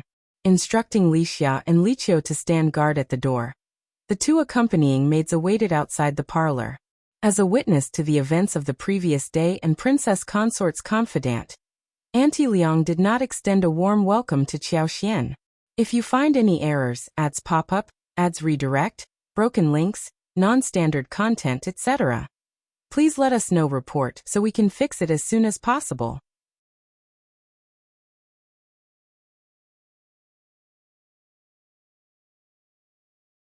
Chapter 1598. Mrs. Shao's reasoning. The situation remained unchanged. Pride emanated unabated, and her words lacked any semblance of courtesy. Princess Consort seemed to be seething with anger from the previous day, as evidenced by Auntie Liang's unapologetic revelation. Employing both gentle persuasion and coercive tactics, she made clear the repercussions if Qiao Xian failed to prevent Shao Yunduan from departing the capital. His career would crumble, and Qiao Xian would bear the blame. Auntie Liang spared no criticism, accusing Qiao Xian of pettiness, selfishness, and callousness. Despite being unscathed, she insisted on feigning distress, jeopardizing her husband's future. In Auntie Liang's eyes, she was nothing more than a foolish and unruly woman. Infuriated by these words, Qiao Xian scoffed, retorting, "My well-being is a result of my own capabilities, not someone else's mercy. Why shouldn't I prioritize myself? While my life may not hold the same value as Princess Consort's own grandson, I still value it." Auntie Liang's response was icy. "You should refrain from discussing such matters in front of your superiors. Madame Shao has resided in the capital long enough to grasp this basic principle." Despite her shorter tenure in the capital, Qiao Xian shot back, "I've heard of the principle that a prince and a commoner face equal consequences. Have you not? Your emphasis on seniority doesn't grant the authority to take another's life. Dare you assert that publicly, Auntie Liang? Why bother with the Ministry of Justice, Great Justice Temple, and the Heavenly Mansion? If superiority is the only measure, disputes could be resolved by determining who is more eminent." Auntie Liang erupted, "Madame Shao, you are being unreasonable." Dismissing her with disdain, Qiao Xian retorted, "I stand on the right side of reason. What about you? Besides hounding me, what else do you comprehend?" Auntie Liang trembled in response. Qiao Xian exuded an air of arrogance. She raised the corner of her eyes, narrowing them at Auntie Liang. "Auntie Liang, do you have anything else to say? If not, please leave." "No. Even if I did, explaining it to Madame Shao would be futile." Auntie Liang sneered, locking eyes with Qiao Xian. "I will report everything you said to Princess Consort." Qiao Xian nodded, unwavering. "Then, Auntie Liang, you must keep your promise." Auntie Liang found herself at a loss for words. Too arrogant. Unbearably arrogant. How could she? Qiao Xian remained composed. "Avoid exaggeration, stick to the truth. Any deviation is on your conscience." Unable to endure any longer, Auntie Liang snorted heavily and left, wearing a furious expression. Qiao Xian paid her no mind. Once Auntie Liang departed, she gathered Li Xia, Li Qiao, Mian Mian, and Ah Yi and set off for Zheng Sang's residence in the north of the city. Having received the address from Zheng Sang and the others, locating their destination wasn't challenging. However, as the road grew dirtier, bumpier, and more disorderly, and the surroundings turned increasingly dilapidated, Qiao Xian was taken aback. She hadn't anticipated such squalor beneath the emperor's jurisdiction. This served as a stark reminder that the past and present shared similarities. Regardless of a city's development and prosperity, impoverished individuals persisted in the lower classes, and the areas where they congregated often went overlooked. Not only was the locale unkempt and chaotic, but the roads were also in terrible condition, resembling a maze. Ramshackle, short shanties dotted the landscape, highlighting the stark disparity within the city. If you find any errors, ads pop up, ads redirect, broken links, non-standard content, etc., please let us know. Report so we can fix it as soon as possible.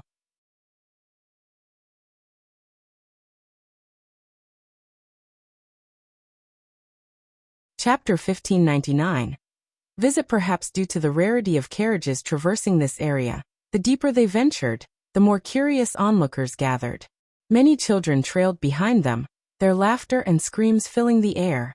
After navigating through a labyrinthine small alley, Ai guided the carriage past two sizable puddles, ultimately halting in front of a large, rundown courtyard. Two robust locust trees stood outside the courtyard, their trunks resembling a tight embrace. The red bricks, half the height of a person, formed a dilapidated wall. Moss clung to the base, and the outer surface exhibited mottled patterns, revealing a grayish-white decay. Wind and rain had eroded the original courtyard doors, now reduced to shambles. Though patched up, the wooden boards looked even more weathered, emphasizing the overall dilapidation. Approaching, Wuxia gently knocked on the door. It creaked open slightly. Surprised, she called inside. "Is anyone here?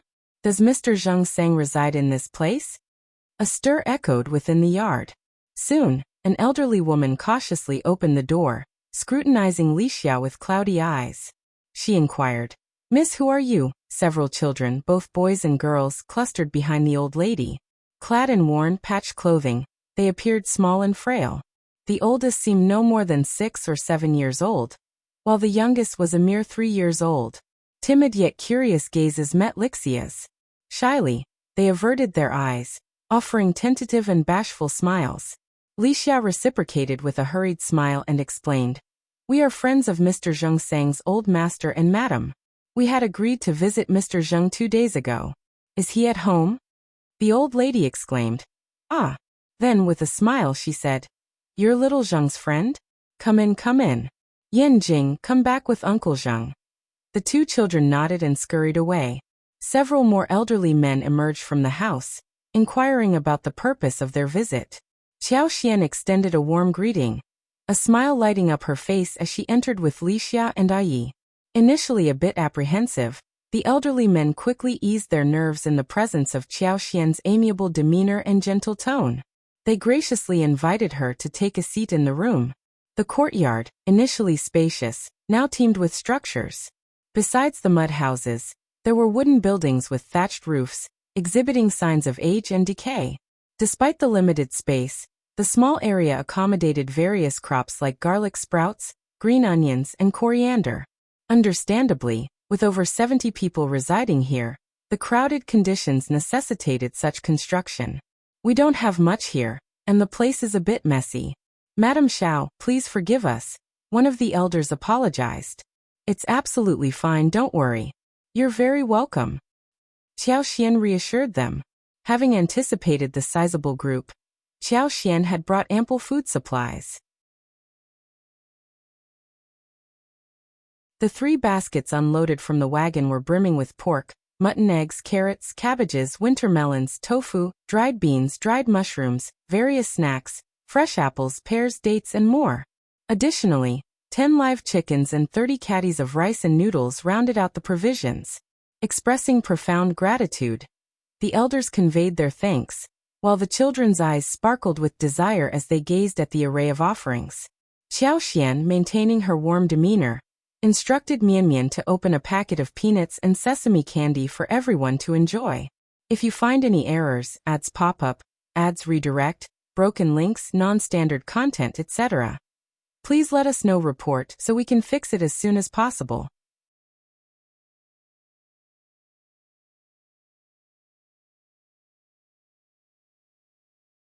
Chapter 1600.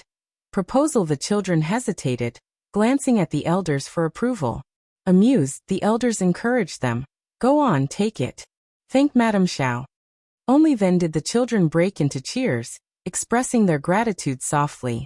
Zheng Sang and his brothers, who happened to be at a warehouse a few streets away transporting goods, quickly delegated their tasks to rush back upon hearing the news. Despite a prompt return, it took more than half an hour for them to reach their residence. Madame Shao. Zheng Sang, having washed up and changed his clothes, entered the hall with an apologetic expression. I'm sorry. I had no idea you were coming today. Qiao Xian reassured him with a smile. I understand that you're busy. Waiting a bit longer is no trouble at all. Brother Zheng, you're very welcome. Zheng Sang smiled and proceeded to introduce Qiao Xian to the elders. Aware that Qiao Xian was the same Ms. Qiao who had assisted their children a few days ago, the elders expressed their gratitude with smiles. After a brief exchange of pleasantries, it became evident that Zheng Sang had matters to discuss with Qiao Xian, prompting everyone else to take their leave. Madame Shao, thank you so much. Assuming Qiao Xian and Shao Yunduan's visit was merely a formality, Zheng Sang was pleasantly surprised by Qiao Xian's presence and the generous offerings she brought. Qiao Xian smiled, surveying the room, and addressed Zheng Sang straightforwardly. I can see that you're a straightforward man, so I won't beat around the bush. It must be challenging for you to lead such a large family. Zheng Sang wore a bitter smile. Among the group were the disabled, the sick, the elderly, the young, the frail, the women, and the children, all already burdened with hardships. With no family background to support them, their sorrow was palpable. Since our paths have crossed, I have an offer for you. Would you be open to considering it? Had it been General Sun or the Crown Prince, Zheng Sang would have promptly declined. However, contemplating Qiao Xian's proposal, he hesitated before responding. Please go on. Having witnessed Qiao Xian's compassion and equality in their treatment, particularly towards the rescued children, Zheng Sang sensed a genuine sincerity. Qiao Xian smiled, elaborating. We own a farm in Cloudwater Town with over 200 mu, and I am planning to acquire several hundred more mu. The land requires cultivation and care. If Brother Zheng is willing, why not join us? For us, matters of public and private concern are private. We'll provide you with housing, accommodation, farming tools, employ you for cultivation under a contract, and ensure monthly remuneration. Additionally, we'll allocate 3 mu of land for your personal kitchen garden. You can grow a variety of vegetables for personal consumption. If there are leftovers, you can even raise chickens and ducks. What do you think? If you're interested, we can discuss the details later. Zheng Sang chuckled, surprised that Madame Shao, as an official's wife, possessed such practicality and knowledge of raising chickens and ducks. Nevertheless, he couldn't deny the appeal of the offer. Temptation tugged at him. If you find any errors, ads pop up, ads redirect, broken links, non-standard content, etc., please let us know. Report so we can fix it as soon as possible.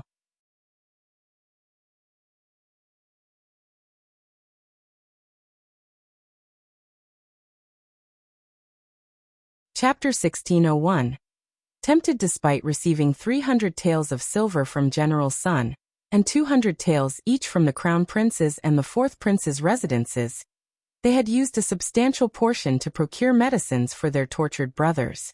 The expenses included high-quality ginseng and Ganoderma lucidum, totaling over 100 taels.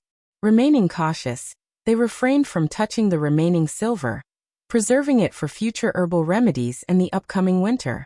Their lack of business knowledge deterred them from taking financial risks. Madame Shao's proposal offered a long-term solution, providing not just a place to settle down, but also stable employment. Furthermore, the promise of 3 mu of land for vegetable cultivation and raising chickens and ducks was particularly enticing. Aunt Zhang and Aunt Lu, who had always harbored dreams of poultry farming, now saw an opportunity to realize their aspirations. To be honest, your suggestion is truly tempting. Are there any specific requirements? Zheng Sang inquired. Qiao Xian, smiling at the chance to help, responded. I have no special requirements. We cultivate a variety of crops each year, potatoes, watermelons, cantaloupes, and even turnips and cabbages in autumn. Your responsibilities would include farming, weeding, watering, and harvesting according to the seasonal demands. The children, being young, can attend school if they wish.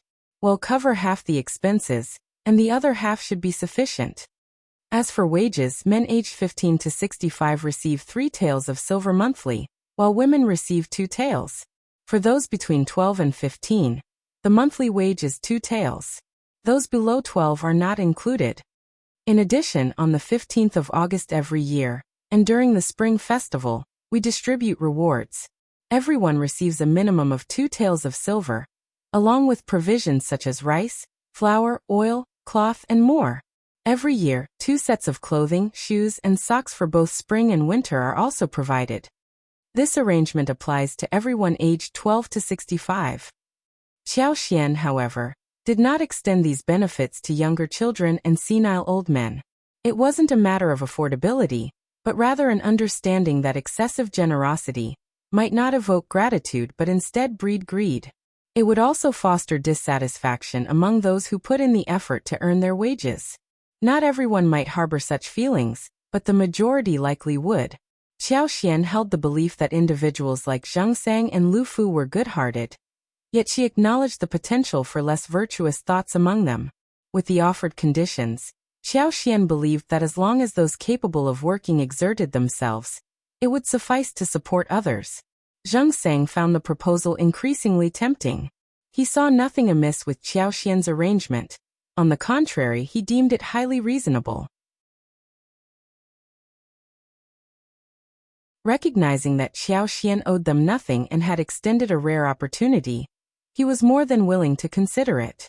Your terms are already very generous, much better than our current situation. Zheng Sang expressed gratitude with a smile and a sigh. I thank you, sister-in-law. I'll discuss it with everyone tonight. Is brother Yunduan at home tomorrow? I plan to visit him, or if the postnatal is fine too. Qiao Xian, pleased with Zheng Sang's positive response, felt reassured. If he found the proposal favorable, the others would likely share the sentiment. It was genuinely a beneficial offer. All right, I'll eagerly await the good news from you, brother Zheng. Why don't we meet tomorrow? In fact, our manor was initially looking to hire workers. It's not a special arrangement for you, brother Zheng. Please don't overthink it, Qiao Xian suggested with a warm smile. If you find any errors, ads pop up, ads redirect, broken links, non-standard content, etc., please let us know. Report so we can fix it as soon as possible.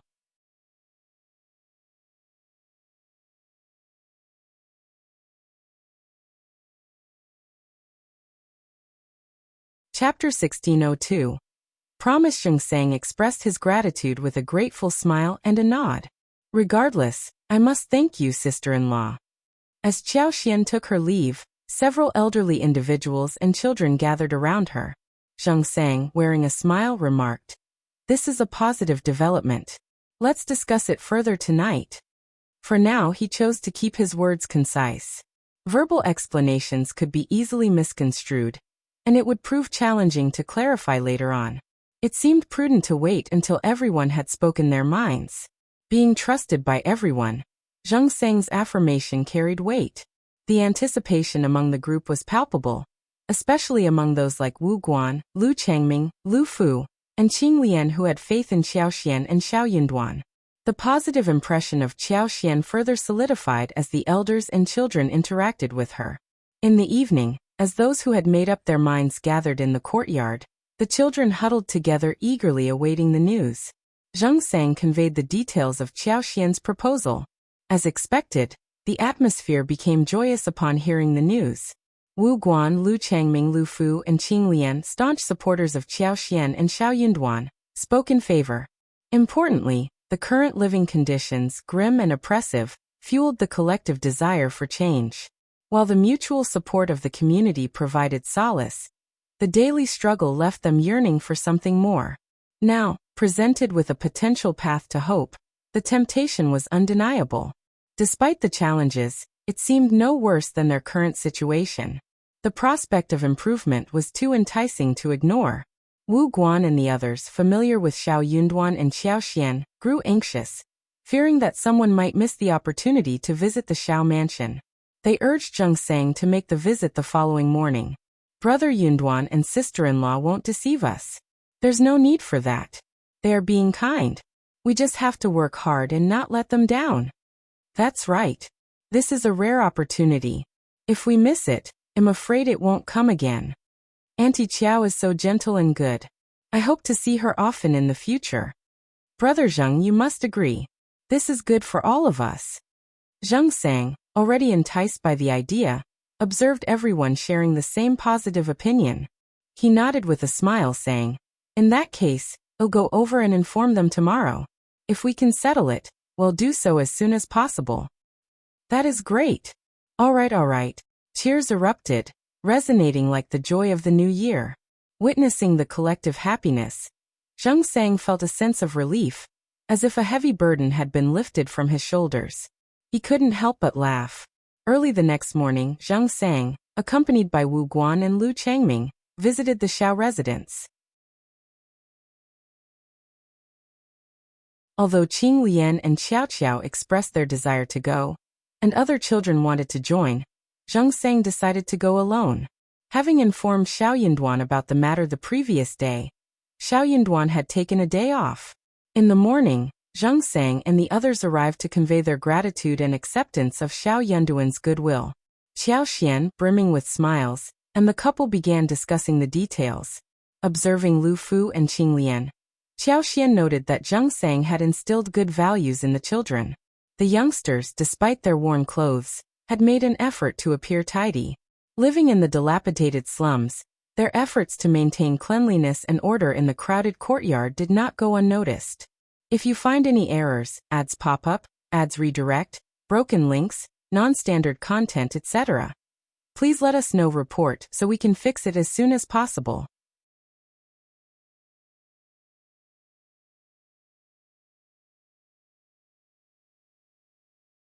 Chapter 1603.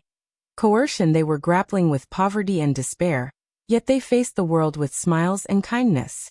Qiao Xian observed no signs of extreme bitterness, hatred, cynicism, cunningness, or deceit in them. These individuals carried their own stories and had reached this point due to helplessness. The innocent eyes and pure hearts of the children moved Qiao Xian deeply. While she couldn't be their savior, she could extend help to those destined for it. Rather than merely providing financial support to 70 to 80 people, Qiao Xian believed in the principle of teaching them to fish, not just giving them fish. Recognizing that the manor needed additional manpower, Qiao Xian saw an opportunity to arrange for them to work there. Trusting Zheng Sang, she considered him capable of overseeing the manor in their absence. As for Songshi, leaving with them was a natural course of action. Qiao Xian had limited personnel under her, and they were essential. During their discussions, Qiao Xian involved Songshi and Qingyan in the decision-making process. Given the shortage of housing in the manor, Song's insights into suitable locations proved invaluable. After an entire morning of discussions and scheduling an appointment with Songshi to bring the group to the manor the next day, Zheng Sang and the others departed. Further details would be ironed out between Songshi and Zheng Sang, with those still undecided communicating their expenditures to Qiao Xian. Shao Yunduan requested that Qiao Xian refrain from going out for the next few days. Gradually, whispers of gossip circulated from the outside. Allegedly, due to Lord Shao's desire for release, Princess Consort sent Madame Shao to the prince's mansion, reprimanding her for not being virtuous enough to care for her husband. The insinuation was that Lord Shao's thoughts wouldn't have strayed if Madame Shao had been more attentive, leading to accusations of jealousy and disrespect. In summary, Madame Shao faced severe scolding from Princess Consort, leaving her trembling and pale as she exited the mansion. Upon hearing the rumors, the recovered Auntie Fu reported to Princess Consort. Startled by the news, Princess Consort's initial concern was whether some maids had leaked the information. Consequently, she summoned all the maids and interrogated them. Frightened, the maids knelt and begged for mercy, vehemently swearing not to utter a word to anyone. Princess Consort, known for her strictness with the crown prince and other noble ladies, had left everyone too terrified to speak when Madame Shao had angered her. Her resolve not to let Madame Shao off was unwavering. boldly reminding Princess Consort. Auntie Liang voiced her concerns. Princess Consort, we don't have the courage to do that, but it's hard to predict what Madame Shao might do. Others, finding someone to shift blame to, echoed this sentiment. Princess Consort frowned, contemplating the situation. It hadn't occurred to her before that Madame Shao might not keep this incident a secret. In her perspective, Qiao Xian would want to keep the matter private. Why would she disclose it to anyone? Wouldn't she feel embarrassed to publicize it? Auntie Fu sighed inwardly, gently attempting to persuade Princess Consort. Princess Consort, Auntie Liang has been your loyal servant for many years, and would never dare to defy you. However, in this world, keeping secrets between two people is challenging. Perhaps Madame Shao's maid might unintentionally say something. If you find any errors, ads pop up, ads redirect, broken links, non-standard content, etc., please let us know. Report so we can fix it as soon as possible.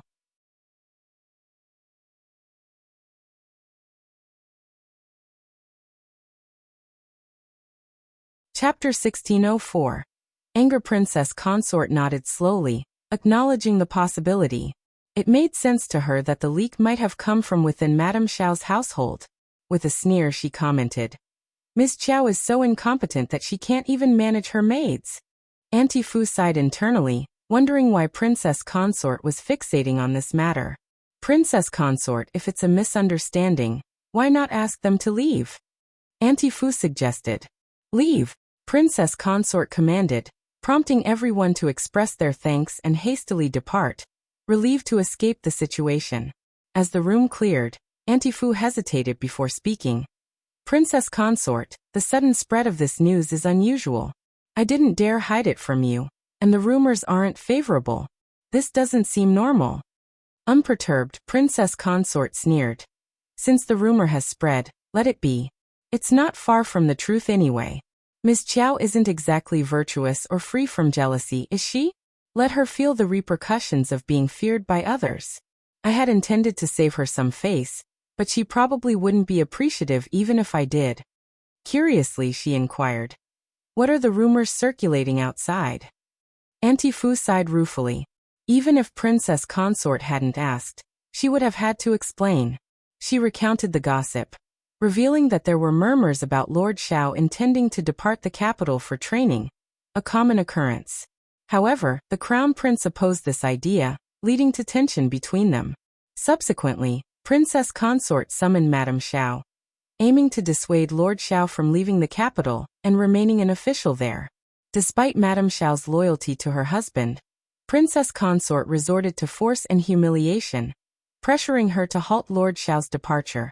Princess Consort's actions aimed to manipulate Madame Shao into halting Lord Shao's plans by exploiting their marital bond, to the extent that when Madame Shao departed, she wept and had to be assisted into the carriage. Princess Consort's countenance darkened. Auntie Fu shared more detailed information, further fueling Princess Consort's anger. Nonsense. It's all nonsense. When did I beat, scold, or humiliate her? What threats? Complete nonsense. I am the one who's angered by her. Unaware of the events of that day, Auntie Fu found it implausible that Qiao Xian could commit such audacious acts. Ordered by Princess Consort to remain silent, Auntie Liang couldn't shed light on the situation. Seeking clarification, Auntie Fu asked, Princess Consort, what did Madame Shao say that day? Annoyed, Princess Consort frowned. It's not a pleasant matter. I don't wish to discuss it further. Auntie Fu found herself at a loss for words. After a pause, she raised a concern. Princess Consort, I don't know if the Crown Prince will inquire. Princess Consort's eyelids twitched, sensing trouble. Indeed, the positive efforts had backfired. The Crown Prince confronted her angrily, demanding, What did the Princess Consort say to Ms. Qiao? Why are the rumors so damning? Princess Consort, you always value your reputation. What happened this time? Princess Consort's face turned purple, and she felt on the verge of tears. This humiliation was hard to bear, especially from the Crown Prince, who was the exception to others being rude to her. If you find any errors, ads pop up, ads redirect, broken links, non-standard content, etc. Please let us know report so we can fix it as soon as possible.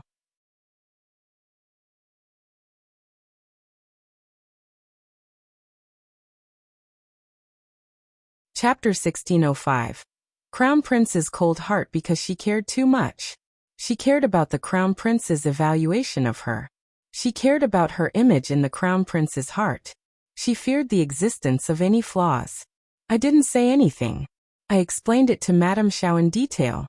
I told her that Lord Shao's future would be much better if he stayed in the capital. I was just trying to persuade Madame Shao to convince Lord Shao to give up. I don't know how it ended up like that. Crown Prince, don't you know what kind of person I am? The Crown Prince stared at her, his expression unreadable, leaving uncertainty about whether he believed her. Suddenly he inquired. You reprimanded Miss Qiao for being selfish and jealous, and even claimed she was kidnapped. Is that true? Princess Consort froze, contemplating a rebuttal. Crown Prince continued. Officer Shao has already informed me, Princess Consort. Don't deceive me. If you lie to me too, I don't know if there is anyone I can trust. A pang of anguish gripped Princess Consort's heart. She grappled with mixed feelings of relief that the Crown Prince still trusted her, and sorrow over his questioning. Yet she couldn't deny the accusation. Miss Qiao infuriated me. So you did say that? Yes. But you can't blame me for that. Miss Qiao is so infuriating. She doesn't care about my dignity as the Princess Consort at all. And what she said is really hurtful. Crown Prince, you know that I have always been kind to others, but I don't know why Miss Qiao is so arrogant. This is the first time I've been so angry. The Crown Prince remained skeptical. What did she say? Reluctantly, Princess Consort disclosed the details, concealing her vulnerability in the process. Princess Consort's face flushed red, and the Crown Prince grew visibly agitated as he recounted the embarrassing details. Miss Qiao had indeed crossed a line. In one aspect, Princess Consort was right. Miss Qiao truly didn't comprehend the nuances of societal hierarchy. Suddenly, it dawned on the Crown Prince that Miss Qiao and Officer Shao had always been close. If Miss Qiao dared to make such statements, could it be Officer Shao's influence? Most likely, the realization struck him hard. The Crown Prince felt a chill in his heart, a profound sadness. It signified that Officer Shao's loyalty had wavered. He was no longer devoted to serving the Crown Prince. The Crown Prince felt a mixture of sorrow and desolation. Miss Qiao was unharmed, her reputation intact. Was it not proper for him to offer solace himself? Her unyielding stance stemmed from this. His fourth brother had saved his grandson's life. How could he turn a blind eye? If he failed to act, what would be left of his integrity? This could have been a situation with a favorable resolution. Why did it have to unravel like this? Princess Consort observed the Crown Prince, discerning his troubled state. It seemed that his thoughts were not solely focused on her. He harbored reservations about Qiao Xian as well. Exhaling quietly, she ventured. Crown Prince, there's a saying among the people. One must not stay in the intermediate. Since Lord Shao is resolute about leaving, why not grant his wish? He ventured out, faced a setback, and naturally he pondered the benefits of remaining in the capital, considering your earnest attempts to convince him. If you find any errors, ads pop up, ads redirect, broken links, non-standard content, etc. Please let us know report so we can fix it as soon as possible.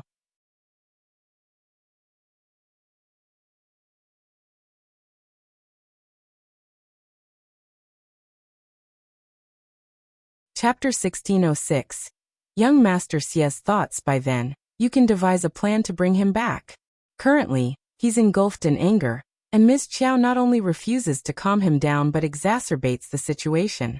Lord Shao, being sentimental, becomes even more resentful. Regardless of Lord Shao's rationality, those around him fueling the turmoil can't be restrained. The more you try to convince him, the more repulsed Lord Shao will become. In that case, what's the use of retaining him, Crown Prince? The Crown Prince hesitated, swayed by Princess Consort's persuasions. However, parting with Shao Yunduan remained a heavy decision for him. He fully understood the invaluable assistance Shao Yunduan could provide if he stayed in the intermediate. Once he left the capital, it would be awkward to request financial aid, and he would inevitably incur substantial expenses in the future. Even the mere contemplation of this dilemma gave him a headache. Observing the crown prince's internal struggle, Princess Consort seized the opportunity to continue persuading with a smile. Even if Lord Shao departs, it's acceptable. Isn't Mr. Xie from the Xie family in the intermediate capital? Frankly, Mr. Xie and my nephew are growing close, forming a tight bond. My sister-in-law visited yesterday and discussed this matter. Young Master Xie appears to harbor aspirations of becoming an official. Given his talent, passing the imperial examinations in the upcoming year is undoubtedly feasible. If he's willing, even before formal appointment, he can still render service to you, Crown Prince. Temptation flickered in the Crown Prince's eyes, and a glimmer of hope diffused through his anxious heart. The public was aware of Xie Jingrong's exceptional abilities. His sudden arrival in the capital and burgeoning closeness to Princess Consort's nephew were conspicuous. It seemed evident. He genuinely aspired to attain official status. This was rational. Youthful exuberance often disregards accomplishments. His status and aptitude instilled confidence in him. However, with a few more years of age and maturity, Xie Jingrong yearned to contribute positively and accumulate merits. It was the orthodox path. There must have been some understanding or realization on his part. If Xie Jingrong could remain after Shao Yunduan's departure, it was not an implausible idea. Moreover, as far as the Crown Prince knew, both Shao Yunduan and Xie Jingrong hailed from Yuzhang and shared an amicable relationship, making it even more favorable. I'll consider it. Princess Consort beamed with joy. Certainly. Once you've decided, I'll convey the message to my family. With Xie Jingrong being recommended to the Crown Prince by her family, the Crown Prince began to hold him in high regard. The more Princess Consort contemplated the prospect, the more delighted she became. The Crown Prince nodded and added, "Arrange for someone to speak with Ms. Qiao and offer her a reward. Let everyone see that the rumors should cease." Although Princess Consort felt repulsed, she nodded with a forced smile. Later, when Qiao Xian visited the mansion as a guest, the rumors were effortlessly dispelled. However, once the Crown Prince left, Princess Consort expressed her grievances to Auntie Fu. Auntie Fu reassured her with a smile. "Princess Consort, you're overthinking it. Madame Shao wouldn't dare to bring it up again, so just pretend it never happened. You're showing great magnanimity." Although Princess Consort often liked to display her magnanimity, she hesitated to do so when facing Qiao Xian. Frowning with a sense of disdain, she muttered, "Let it be." Unforeseen by Princess Consort, it proved challenging to invite Qiao Xian to the mansion at all. If you find any errors, ads pop up, ads redirect, broken links, non-standard content, etc., please let us know. Report so we can fix it as soon as possible.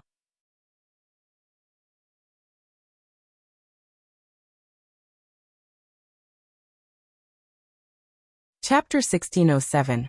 Claiming illness. Qiao Xian feigned illness, experiencing dizziness, insomnia, and fatigue as she rested in bed. Princess Consort was infuriated. She refused to believe that Qiao Xian was genuinely unwell. It seemed like a deliberate act of defiance against her authority. As the Princess Consort, she had taken the initiative to extend kindness, but it felt like Qiao Xian was now throwing it back in her face. That woman is insufferably arrogant. Lord Shao must be blind. Auntie Fu, though also displeased, attempted to calm Princess Consort down. "Should I go and talk to Madame Shao?"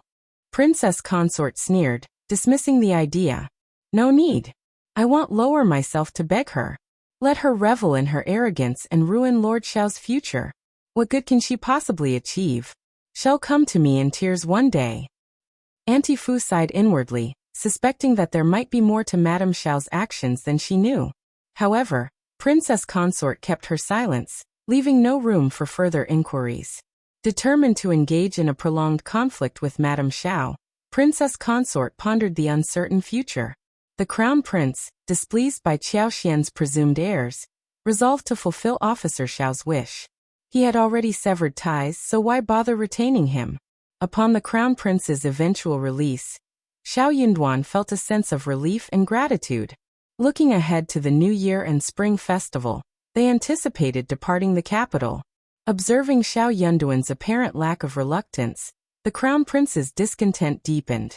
He started questioning whether the loyalty he had experienced before was merely an illusion.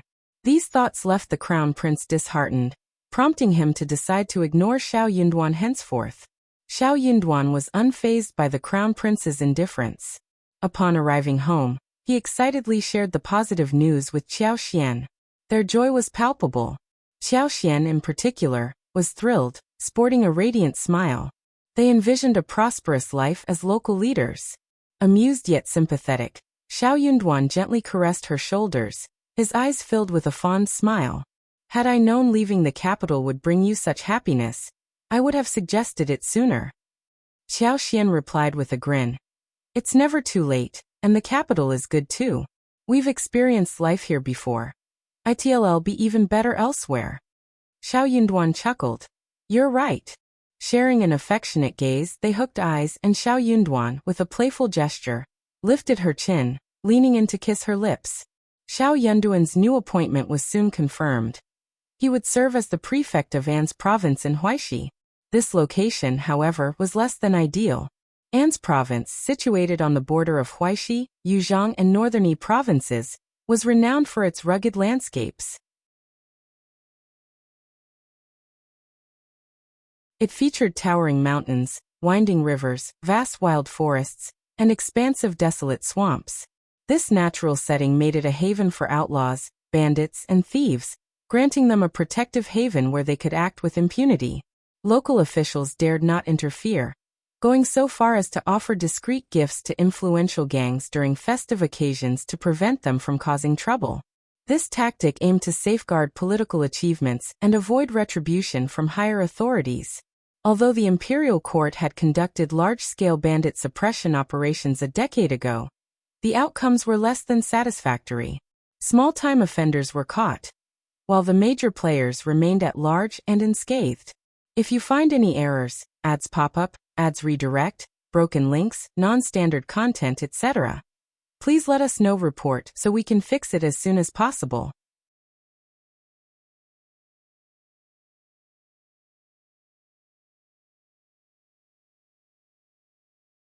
Chapter 1608. Unruly Zone. After the military intervention, the bandits in An's province took advantage of the chaos to engage in infighting and territorial annexation. What emerged from the ashes were three formidable gangs that solidified their dominance, their influence remaining unchallenged. In such a lawless environment, collusion between affluent families and the bandits, both overt and covert, became commonplace. Cooperation was deemed essential for survival and mutual benefit, a symbiotic relationship where both sides thrived. The so-called bandit suppression operation not only tarnished the face of the imperial court, but also eroded its dignity and credibility. The emperor, infuriated by the failure, demoted the high-ranking officials in the intermediate court who had played a role in the operation. Numerous local officials faced punishments, ranging from job loss to exile, depending on the severity of their involvement. Since then, the An's prefect position had become a dreaded assignment. Officials assumed their roles with solemn faces, eagerly seeking opportunities to depart. No one completed a full term, let alone contemplated re-election. Upon learning that Shao Yunduan was assigned to such a challenging post, his peers at the Ministry of Revenue reveled in his misfortune. Some envious officials even taunted him. Crown Prince, too, was taken aback by the news. It was evident that someone, likely his fourth brother, aimed to thwart Shao Yunduan. The animosity between them was well known, and the fourth brother harbored a deep-seated wish for misfortune to befall Shao Yunduan, while the second and third royal brothers harbored their own grievances about seeing someone else succeed. They tended to maintain a low profile. Their usual strategy involved subtly fanning the flames when conflicts arose, providing clandestine assistance without taking direct action. Initially, the Crown Prince contemplated intervening on Shao Yunduan's behalf, seeking to change his assignment. However, influenced by the counsel of his advisors, he decided against it. The prevailing sentiment was that it wasn't worthwhile to extend a favor to Shao Yunduan, opting instead to wait for him to come seeking assistance, a move that would be etched in his memory. Confident that Shao Yunduan would inevitably turn to him for help, the Crown Prince believed that An's province was an undesirable post that even the most competent officials would avoid. Therefore, Shao Yunduan would surely be willing to seek assistance. The Crown Prince envisioned Shao Yunduan approaching him, allowing for a diplomatic solution.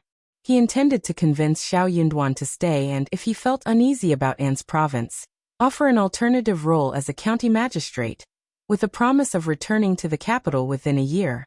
However, Shao Yunduan had no intention of seeking the Crown Prince's assistance. Some of the Crown Prince's staff, attempting to provoke him, confronted Shao Yunduan. They questioned his purported capabilities and dared him to demonstrate true governance in An's province by eradicating the bandit menace. Shao Yunduan saw this as an opportunity to showcase his genuine abilities and not succumb to hypocrisy or the theft of unearned prestige. While the Crown Prince maintained a high opinion of Shao Yunduan, expecting him to eventually seek aid, Shao Yunduan had no plans to kneel at the Crown Prince's residence, begging for assistance. He intended to confront the challenges of An's province head-on, displaying authentic leadership and administrative prowess. If you find any errors, ads pop up, ads redirect, broken links, non-standard content, etc., please let us know. Report so we can fix it as soon as possible. You're tuning in to the Li Mei's Wuxia Whispers YouTube channel. We're so grateful for your support, and don't forget to subscribe to join us on this incredible journey through captivating stories. Your generosity through donations truly makes a world of difference, as it's the primary source of revenue that allows me to expand and enhance this channel for you. Thank you from the bottom of my heart for being a part of this adventure.